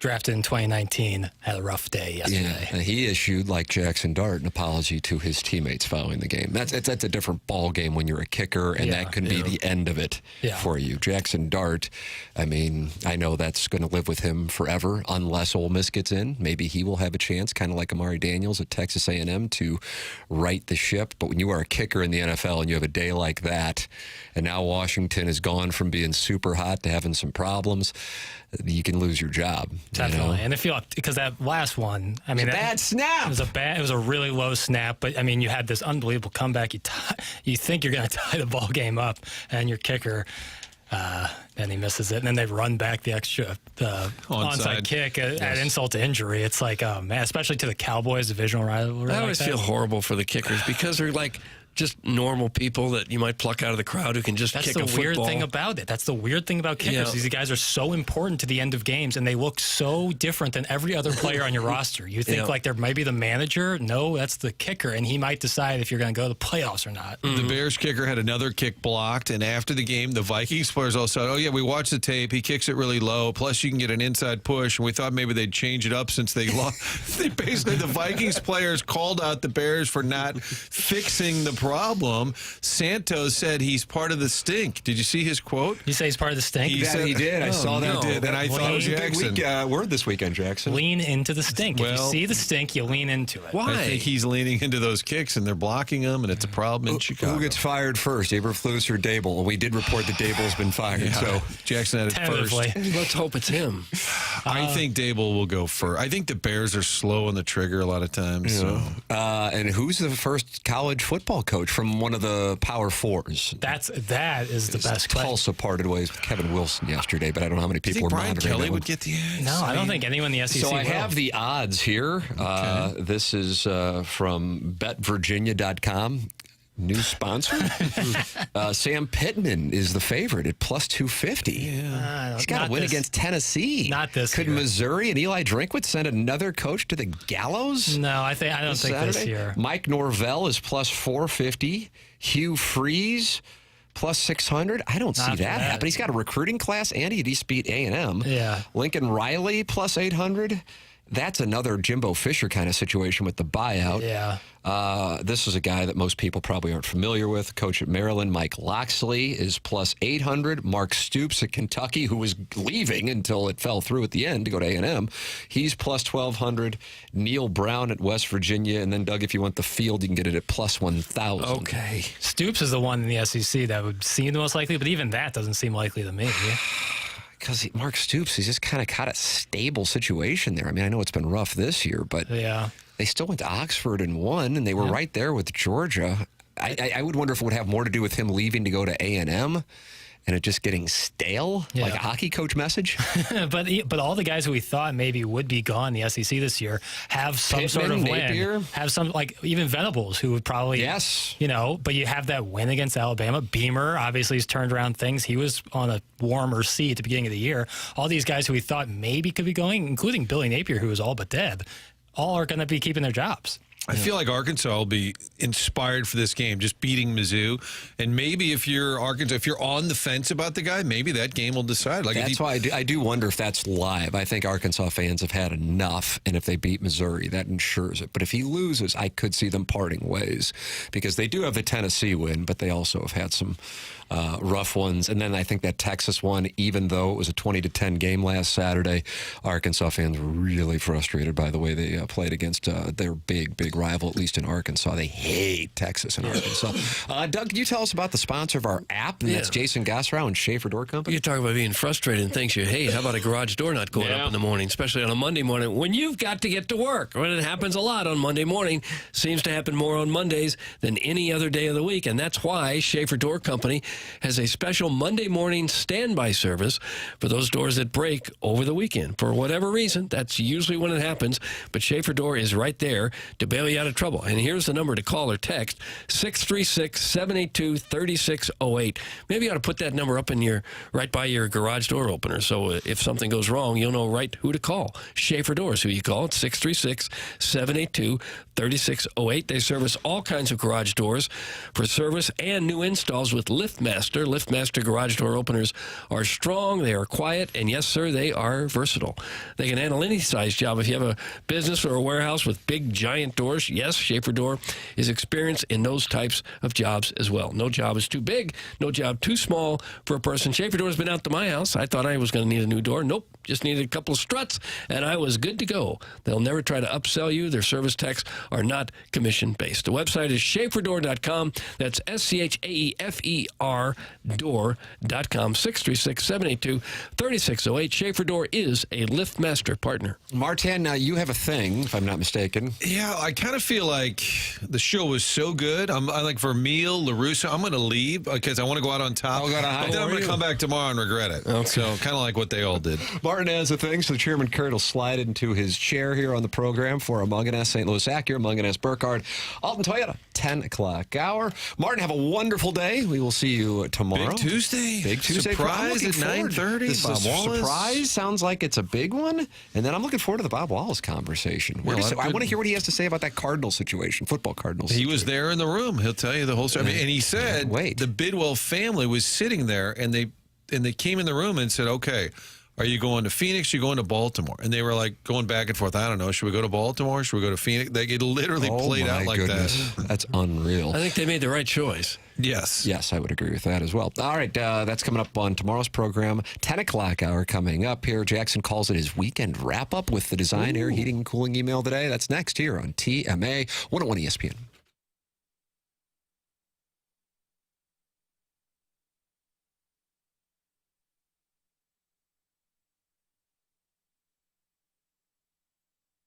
If you're in the market for a new vehicle, used vehicle, hybrid, electric, you're looking for a new car, let's talk about the loan. You want to make sure you get the best rate available, and that's what Together Credit Union provides you. Together Credit Union offering competitive interest rates, flexible terms, things that you're just not able to find with other lenders around St. Louis, plus no application fees. You can apply for an auto loan with Together Credit Union, and it is simple. Complete it online or visit one of the 14 area Together Credit Union. Stop by and see them at one of their locations or at the dealership. Together Credit Union is partnered with the auto dealerships throughout the metro area to ensure you get the rate that you deserve to help make that vehicle affordable. So you're in the market for a new car. That's exciting. Make sure you get the best rate. You can do that with Together Credit Union. What I was trying to say earlier, stop by and see them because they have 14 area locations. Fill it out online as well. No application fees at all. Competitive rates. Visit togethercu.org for full terms and details. Together Credit Union, federally insured by the NCUA.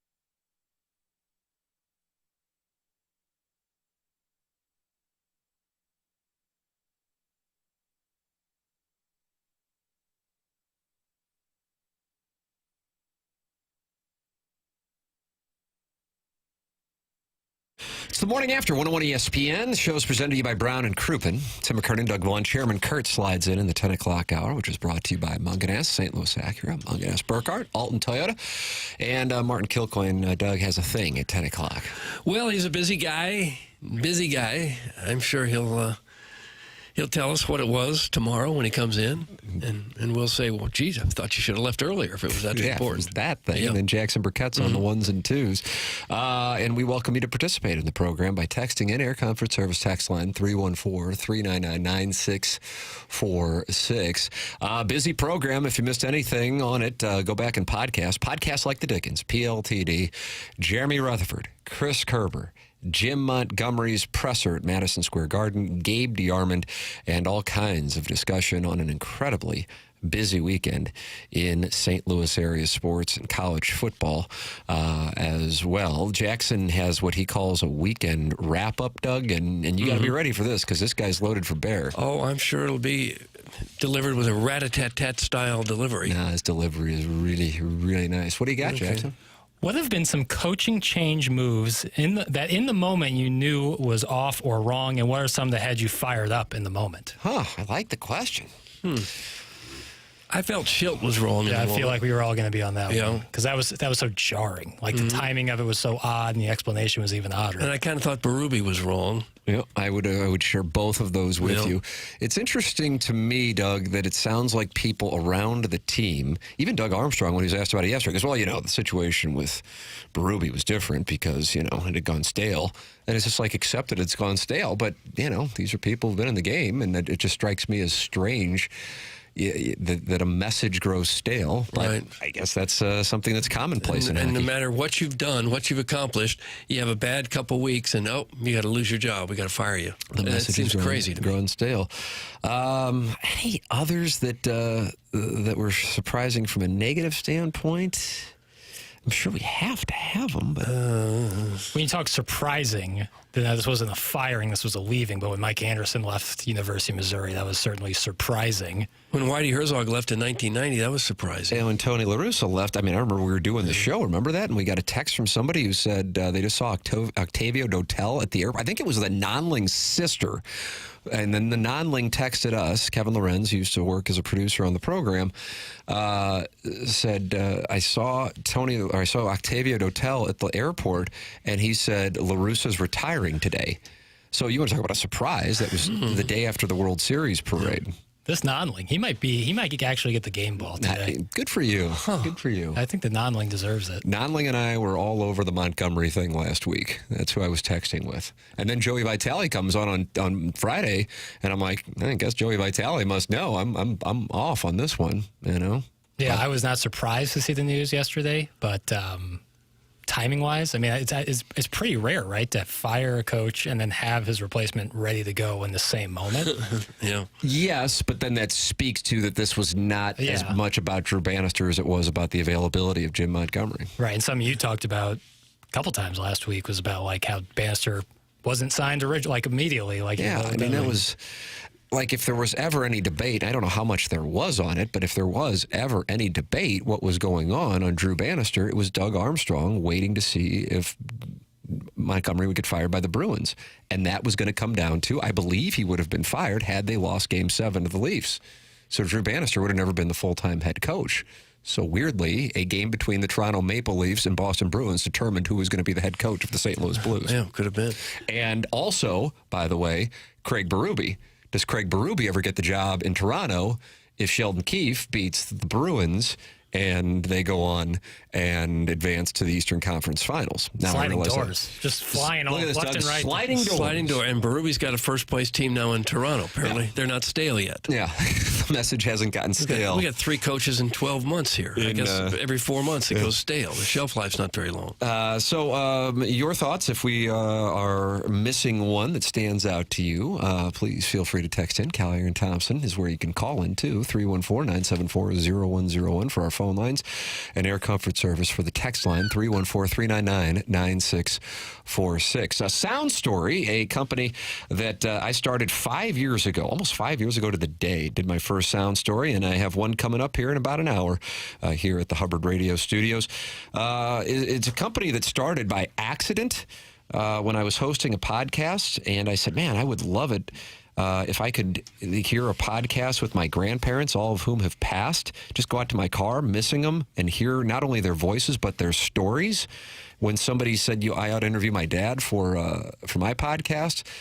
And then a person emailed me and said, don't do it for your dad. Don't do it for yourself. Do it for your kids, your brother's kids, and their kids who aren't even around yet, because they will want to be able to hear his voice and his story. And when I heard that, I said, man, I'd like to do that for other people. So if anybody's interested in me interviewing your parents or grandparents to make sure that you always have their voices and stories, I'll do it. And I would say we're probably approaching now 1,000 interviews in the history of the business. And for Black Friday, we are giving away 10% off a Sound Story holiday gift card when you enter the promo code TMA at mysoundstory.com. That's mysoundstory.com. And now, in 2024, we have video interviews. So you have the option of just audio, or you could also get a 3-camera video interview to make sure the image is always preserved as well as the voice. So with Black Friday this week, and you know the holidays are approaching, we have the perfect gift idea for your family. It's a Sound Story gift card. It's the time of year when people start thinking about what to get family members for the holidays. And if you and your family are thinking about what would be best for mom and dad, or for both, a Sound Story gift card would be something everyone would love. Go to mysoundstory.com, enter the promo code TMA, and that's going to get you 10% off a holiday gift card. We're doing it now through Black Friday at mysoundstory.com. I love doing these interviews. Anytime I have a day where I know I'm doing one, I look forward to it because I get to play a role in saving the story of someone and hearing their story for a family and for generations to come. Just go to mysoundstory.com and enter promo code TMA to get this Black Friday week special of 10% off a holiday gift card for Sound Story. That's promo code TMA at mysoundstory.com. Design Air Heating and Cooling is the sponsor of our email today. It's coming your way at about 10:50. DesignAir.com. Seth Goldcamp and his company, the longest running sponsor on TMA. We're talking about a decade. And Doug, you were going through that forecast. I am horrified by what I see this time next week. Lows in the mid-teens. Yeah, where'd that come from? Ugh. I mean, I was out in shorts yesterday with my family, and next Monday it's going to be 15 degrees. Well, you know that you're going to be having your heating system going. Make sure it's firing on all cylinders. Go to designair.com and work with the best. Seth is 4th generation, and they pride themselves on not upselling. That is super important to them because it carries on a tradition of integrity. It's Design Air Heating and Cooling. Designair.com, sponsor of our email of the day. Tim McKernan, Doug Vaughn, Chairman Kurt, Jackson Burkett with you. The program is The Morning After. It's presented to you by Brown and Crouppen. This is 101 ESPN and the TMA STL YouTube channel.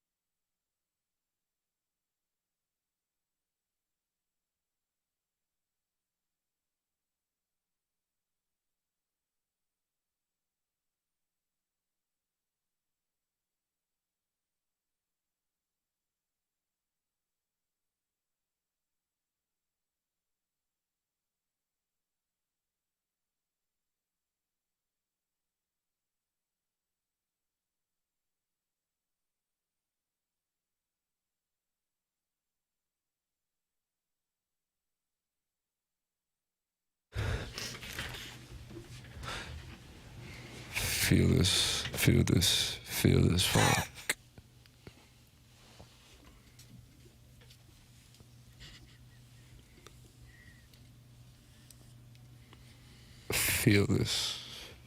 this funk.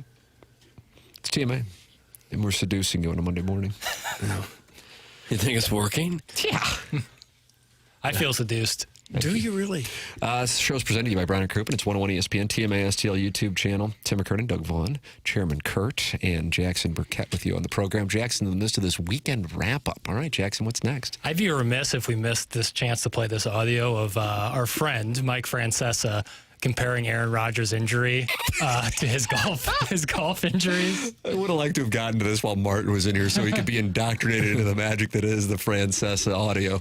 We can run it back This is from Friday? I sent this over to Jackson. Doug, Aaron Rodgers is dealing with the situation, but so is Mike Francesa with his golf game. Right, take about the same thing. And he is throwing only with his upper body. I know that when my knee's bothering me, and I've had knee problems my whole life, I hit the golf ball that way, where I just swing from the waist. I don't use my legs to swing to hit the ball. That's what he's doing with his throwing. He doesn't use his lower body to throw the ball. He's not throwing the ball down the field because he's hurt. He's playing, but he's clearly hurt. Okay. And somehow you're golfing and still hurt. It's probably different when there are 300-pound monsters trying to kill you as opposed to a golf swing. From a 70-year-old gentleman playing from the white tees in Florida. Right. It's unbelievable. He's unbelievable.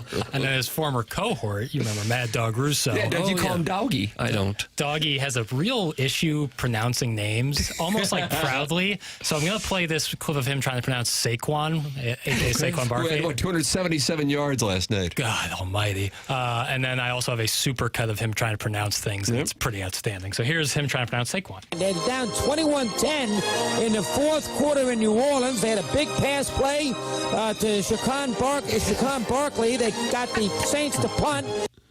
So that was him trying to pronounce Saquon. Here's a nice little supercut of him trying to pronounce some names. Number one, Condoleezza Rice, formerly of the Bush administration. They might actually have Higgy out there, Higeshikawa, who has done a nice job. We'll have to wait and see. But the Oilers with McDavid, the other kid, how you pronounce the other kid's name? He is great. The kid from Germany, Dratzel. DeAndre Hopkins had 7 catches for Tennessee. Henry had 63 yards on the ground. Olive had a huge day for the Saints, 8 catches for 112. Play, which allowed Aruziona to fall down and still score. His playing partner was 4 strokes behind. Now, let me look at Oosthuizen for a second. Let's take a look at him. Ohio State looked like the much better team than Michigan. Now, I know Utah's not Georgia. I understand that. And that's where it comes from. But I was thinking about that, the juxtaposition of what we saw with Ohio State. And he's making $10 to $15 million a year. The joke's on us, not him. He tried pronouncing Randy Rosarena and said Aruzione. Yeah, when I heard that, Miracle on Ice. When I heard that, I thought, he got that one right. I didn't realize he had the wrong sport, wrong decade. Randy Rosarena. You'd think he would know Saquon Barkley. I bet the Giants are happy they let go of him. They keep showing that clip from Hard Knocks where they're like, I'm going to lose sleep if he ends up with the Eagles, and lo and behold, Dabes. Yeah, that last night, I mean, my goodness, 270 plus yards. I don't know if it was 277, but 255. I watched the guy on TikTok yesterday who proudly took the under of 99 yards on Saquon Barkley, and he did some live commentary as it was happening. What, this was like his big play? Was the under? Like a minute into the second quarter, he busted out like a 50-yard touchdown run, and that wrapped it up. He was like, honestly, I'd take a 4-yard gain as a stop at this point. Why? That's, we were just talking. I think we were talking about this in the break. So this has not been shared with the audience yet. I don't know if you've ever had on November 25th. I'll say since like 1985 anyway. I feel like you can only have 5 teams win the Super Bowl. Now, of course, you're going to have 14 in the playoffs, but I think only 5 can win the Super Bowl. Chiefs, Lions, Bills, Eagles, Ravens. Yep. Whereas in college football, I think there are more than 5 who could win the national championship. I think it might even be more than 12 who could win that. You can maybe make the argument 14 or 15. Doug, I'm thinking about doing some sprinkling. Oh, sprinkling of what? Sprinkle me, Maine. Sprinkle me, Maine, E40, and I'm thinking about going on like 5 of the long shots in college football. Listen, do I think Ohio State's going to win? Yeah, if I had to pick. But, if I can get plus 17,500 on Texas A&M. Think how much those odds drop if they are to beat Texas next week. And I'm expecting them to beat Texas. Yeah. I am. So Kyle Field. What's the number? Anybody seen a number? Doug, I'm crowdsourcing. Let's play Guess the Line. I like playing Guess the Line. All right. I would say, I gotta think like you people do, and not like my incredible brain does. Like Martin's email he got over the weekend. This one's in College Station, yeah. Correct. Kyle Field. I think it's under the lights too. I still think A&M will be fair. I'll go A&M 2.5. A&M minus 2.5. Doug. I'm trying to see if I can find it so I can hit it right on the nail. Cheating ass. Right on the head. Wow. Well, yeah, I see it now, so I guess I shouldn't guess. You're a man of integrity. It's great. Chairman? I'll play devil's advocate. I'll go Texas 1.5. Okay. Texas minus 6 at the moment. Oh, Doug, we might have a fiduciary responsibility. What do you think? Are you horse plowing me? And as of right now, obviously, we're on Monday, but the public is liking the Longhorns, but the money likes Gig'em. There isn't anybody who actually makes money doing this stuff who would be laying 6 points. I'm not saying that doesn't mean that Texas doesn't win by, but that's just not the way. Usually, yeah. Gambler, like the ones who profit, they bet underdogs, Not all the time. I want to make that clear. But the play that I did wind up loving, and I wish I would have known about it, there was a play, our mutual buddy who enjoys the parlay, and he hit, courtesy of Ryan Day going for it, and Tennessee was minus 40.5 against UTEP. Heupel runs up the score as it is, plus Tennessee had to do it for the college football playoff in their minds at the time. As the day played out, they didn't. And I'm going, oh my God, this is like a 60-0 game. UTEP's not going to be able to score on that defense. A lot of teams couldn't score on Tennessee's defense, and Tennessee's just going to run it up. Final score 56-0. It's sweat-free. Yeah. But I mean, when we were talking about SEC games, Tennessee UTEP didn't cross my mind. No. But on Saturday morning, I go, oh God, I got a responsibility. The Tam Avenue Capital Partners have released a play. The white smoke is coming out of the chimney on Tam Avenue. Something to monitor too is Quinn Ewers might be a little banged up. They're thinking it's just like a mild sprain. They'll be okay. A&M wins this game. The 6 points just make it even easier on you. I bet it kicks off around 4. I see Mizzou's a 3.5-point favorite. I was surprised by how low that was, to be honest with you. Yeah, home game too. It's not like they're going on the road. And I'm not saying I feel much more confident actually in A&M and covering than Missouri in covering. Brady looked a lot better in that game. I mean, now it's Mississippi State, but just the way he threw the ball. Well, when Missouri was able to run the ball like 9 out of 10 plays, at some point Mississippi State goes, oh, maybe they're going to run the ball. So then that allows a quarterback to throw more effectively. I thought, and Gabe made reference to it, there was a play with Luther Burden where I think he dodged 8 guys on Mississippi State's defense. And that is truly what separates him. I think career-wise, you'll go Macklin, Alexander. There may be a receiver from back in the day that I'm not thinking of. I mean, I certainly a Kellen Winslow. Yeah. Leo Lewis. But as far as a guy with the ball, Mel Gray, that's a nice play. Luther Burden, his ability to elude tacklers and make something out of nothing. I can't wait to see how that plays in the NFL. Will it carry over or will it be stopped because of the speed? I don't know. It's very Debo-ish. It's Debo Samuel a little bit. That was the best one of the year, was the one against Mississippi State. But there was one when they needed him to do it against Boston College where he stopped. That screen pass? That's filthy. It's just he's got sick His ability. vision is unbelievable. 3.5 is the number. Missouri minus 3.5, and I am stunned to hear that Texas is laying 6 against A&M in College Station under the lights. I am stunned by that. EDF, sponsor of the Hot Take Mittens here on TMA. Support the sponsors. That's the name of the game on this program. Do you want to support the EDF Group as a sponsor of TMA? It's real simple. Do you have a fire extinguisher where you work? The answer is yes, you certainly do. So please email the EDF Group at fire@theedfgroup.com so a technician can come out and explain to your team how the EDF Group can save your company money. Again, that email address is fire@theedfgroup.com. The EDF Group's hot and will prevent your your facility from having hot fires. Experience the EDF Group difference. Learn more at theedfgroup.com. We have heard from Jim Montgomery this morning, addressing the media for the first time as the Blues head coach. You will hear from Jim Montgomery as well, as he says he wants to create a team identity that mimics the city of St. Louis. We'll have that for you coming up. Then the Design, Air, Heating, and Cooling email today. This is TMA, presented to you by Brown & Crouppen on 101 ESPN and the TMA STL YouTube channel.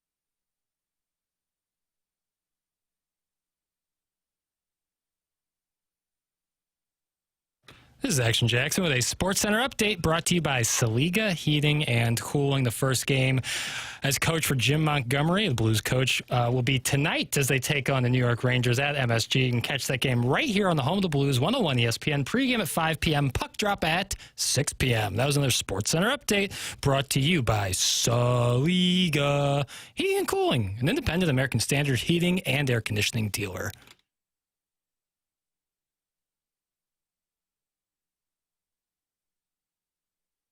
Welcome back. This is TMA, presented to you by Brown & Crouppen. It's 101 ESPN, 101 ESPN YouTube channel, TMA STL YouTube channel. Send your emails in to compete for our Design Air Heating and Cooling email of the day, the morning after at InsideSTL.com, and see if you can compete with the likes of Buck Swope and JV Golf Coach Doug. Only 3 more emails of the day in the month of November. It is, Jackson. So we got a tie? Yeah, 6-6. Wow. JV Golf Coach and Buck Swope. Okay. Well, this is going to be fun. You're exactly right, Doug. So Alan Dadeville, my cousin Vinny, blue wallpaper. They've been mathematically eliminated from the month-long Well, I feel bad for competition. them and their families. All right, send yours in the morning after at InsideSTL.com. Jim Montgomery was on the program, courtesy of Chris Kerber, holding up his phone from the pre-morning skate press conference that they had at Madison Square Garden this morning. And Jim Montgomery, we sensed it in the way he sounded. Then I saw some of the video on the Blues Instagram page, and you can see it. He is happy. He is fired up. He is charged up about this opportunity. I actually think he's in a better place than he was this time last Monday when he was the head coach of the Bruins and still was 24 hours away from being let go. I think this is where he wanted to wind up anyway, and now he's here with a 5-year deal, and he created a message of a team identity when he met with the media this morning that he thinks will mimic St. Louis's. Here is new Blues head coach Jim Montgomery just this morning at Madison Square Garden, where he'll be behind the bench for the first time as the Blues head coach when the Blues take on the Rangers at 6 p.m. here on 101 ESPN.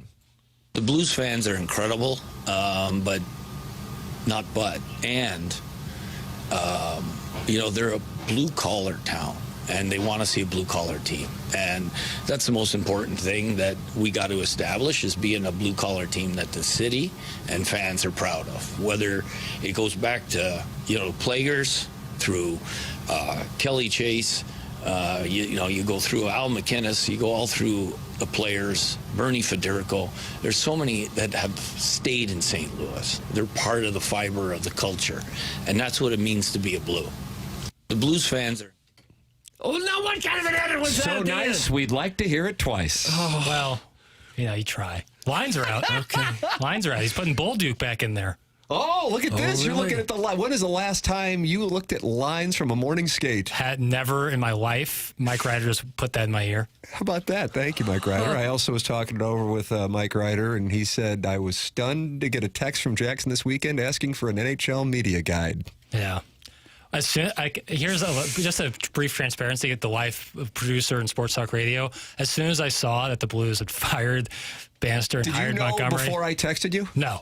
So I broke that story. My immediate reaction was rats. Now I gotta get to work. Wow! I hate to say it. That's that blue collar attitude that Jim Montgomery was just talking about. It. Rats, I gotta go to work. Why don't you and Cairo go skating? First of all, and I'd love that. Where's your nose for news? Every person who's working in media who's like booking people thought the same thing. They're like, rats. I thought it was. But, it's part of the gig. It's part of the gig. Mm-hmm. And you were able to book 101 employee, yes. Jeremy Rutherford. Yes. 101 scheduled guest, Chris Kerber. Yep. And Gabe. Yes. So I'd say job well done. Yeah. So it really didn't take that long after all. Well, tried some other things, but yeah. Well, that's all right. Yeah. So pucks on net.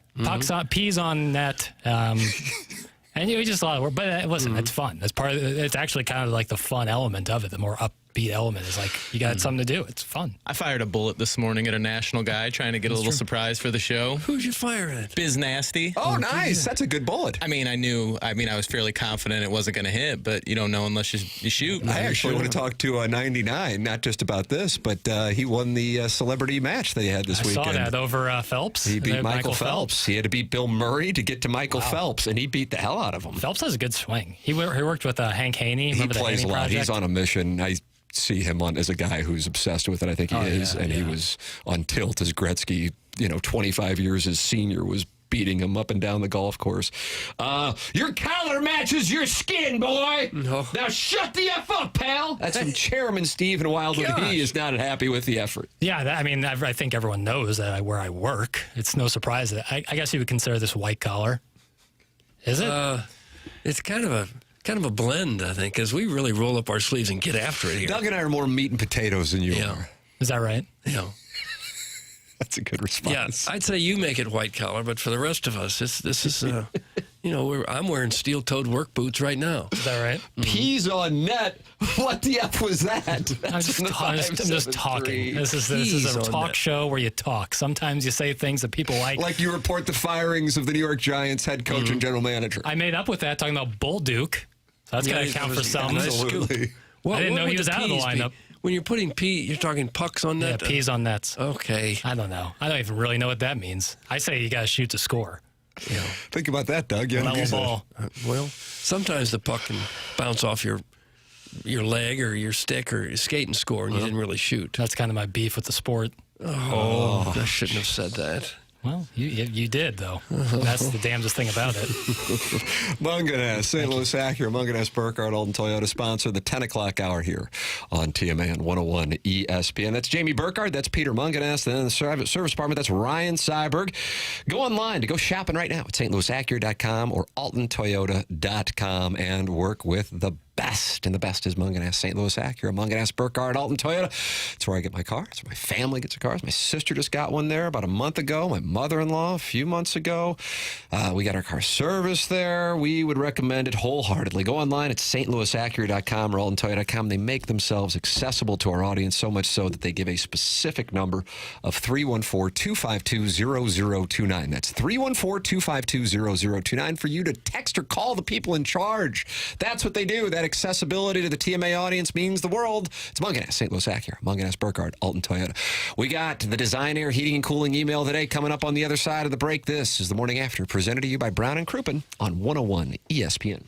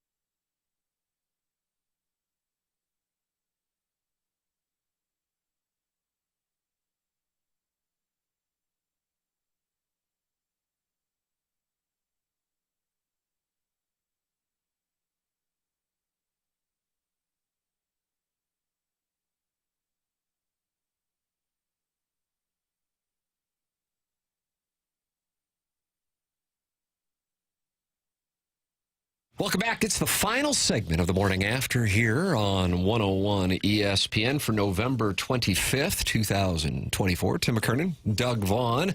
Chairman Kurt slides into Martin Kilcoyne's chair in the Mungan St. Louis Acura, Mungan Burkett Alton Toyota 10 o'clock hour, and Jackson Burkett as the Design Air Heating and Cooling email today because, Doug, for whatever reason, Microsoft Outlook is down. Oh, no. For me and Chairman Kurt, but it's working on Jackson's Ladue computer, so I don't know if this is some kind of elite thing. It was maybe against our alliance? Did he?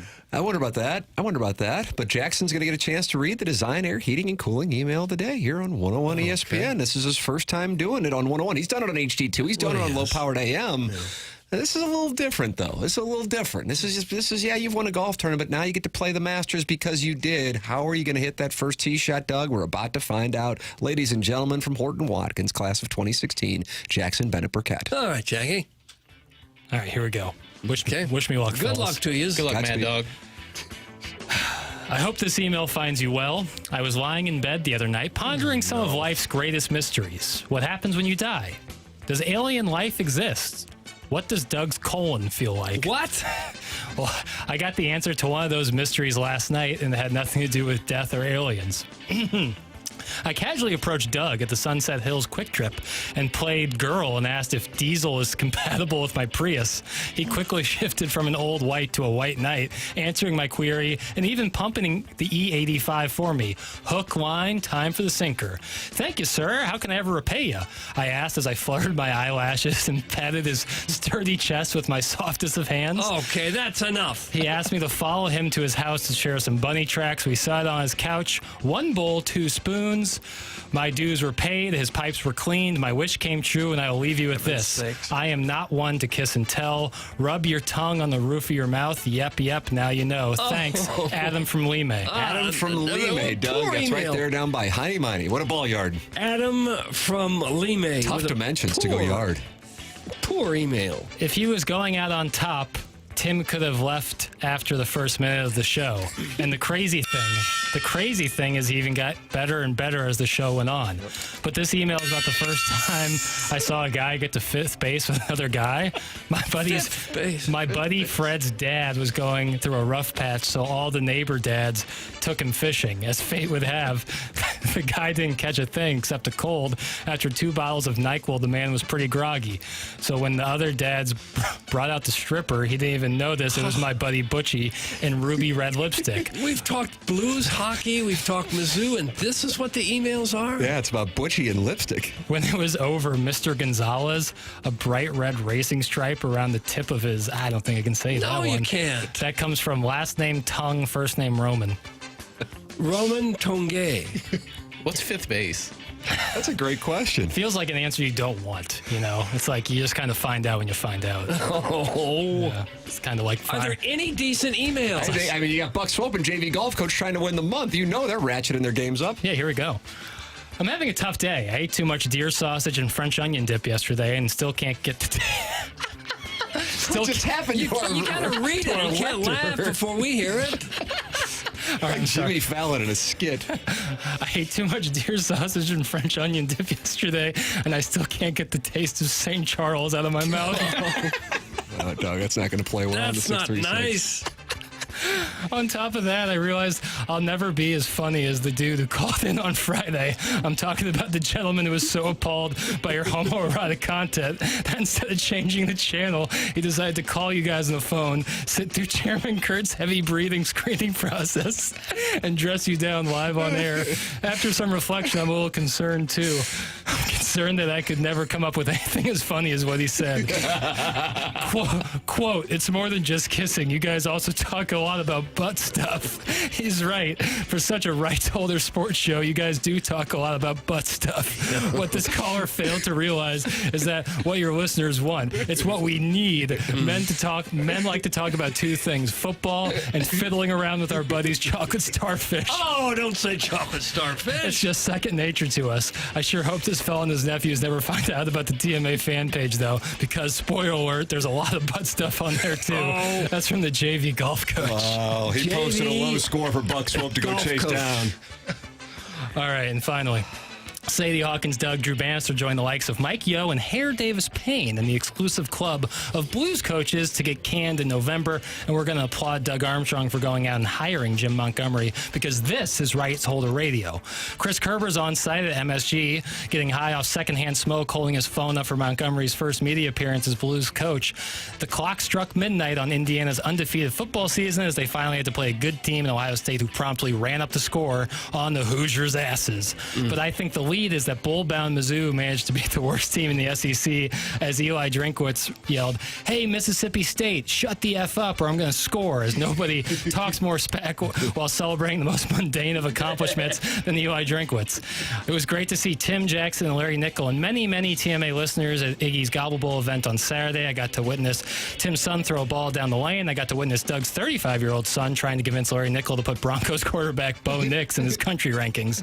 More than anything, it was great to see Iggy in his element as the master of ceremonies, sporting a pink shirt and gold Temu shoes. Breaking news, Libby Jack and his new haircut are reporting that the Giants have fired their GM and head coach. Nope. Apparently he was duped by some rumors on the internet, but we will rally around this audio of Baker Mayfield getting grilled about his Italian heritage or lack thereof by a feisty female reporter who didn't appreciate Mayfield's tribute to Tommy DeVito. That comes from Buck Swope. Buck Swope with a nice little email this morning. Doug, we have to decide what you got. Okay. Well, the first two were vile, so they are eliminated. I'm going to go with a fellow by the name of Coach, JV Golf Coach. Chairman Kurt. Yeah, this is an easy one, JV Golf Coach. JV Golf. JV Golf Coach has taken a 1-goal lead with 2 Design Air Heating and Cooling Email the Day competitions left in the month of November, as 101 ESPN is off for Thursday, Thanksgiving, and Friday, the day after.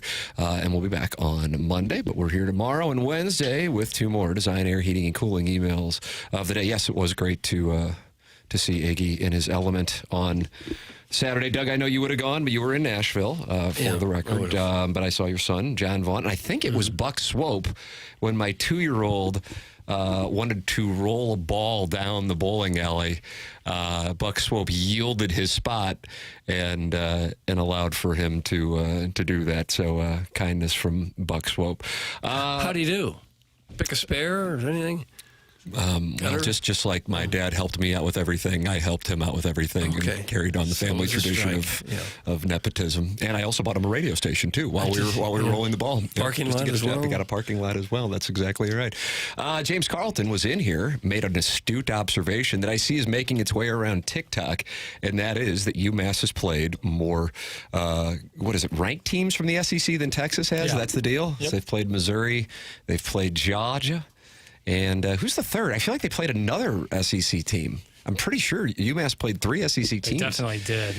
Either way, point being, James Carlton brings knowledge, just like when Mark Hanna's in. He brings knowledge for Jeremy Rutherford every Wednesday. And James Carlton is online at carltoninsurance.net. He's my insurance agent. He has been for 5 years. I think the world of him. You make the switch. He does all the paperwork for you. He saves people money. His staff saves people. And I'm talking about thousands of dollars. I got to have an email from so many that I save from listeners who email me and they go, I can't believe how much money I saved. And all I did was just like, I listen to the show. I'll call this guy, see what's going on. The one I got last week was like $2,500 over the course of a year. Nice. Why not call and just find out what he can do for you? He's a great guy. 314-961-4800 or go online at carltoninsurance.net. If your insurance costs a leg and an arm, call James Carlton, State Farm. All right, Jackson, we've tended to all our business, correct? Yeah, it was Mississippi State was the other Mississippi team. State. That would not be ranked. Right. But I guess 2 is more than Texas. Yeah, 2 is more than Texas. That's insane. All right, time for us to go. BK and Ferrario are coming up next. For Jackson Bennett Burkett, for Chairman Kurt, for Martin Kilcoyne, for my brother Kevin, for Douglas Sullivan Vaughn, I'm Tim McKernan. This has been TMA, presented to you by Brown and Crouppen on 101 ESPN.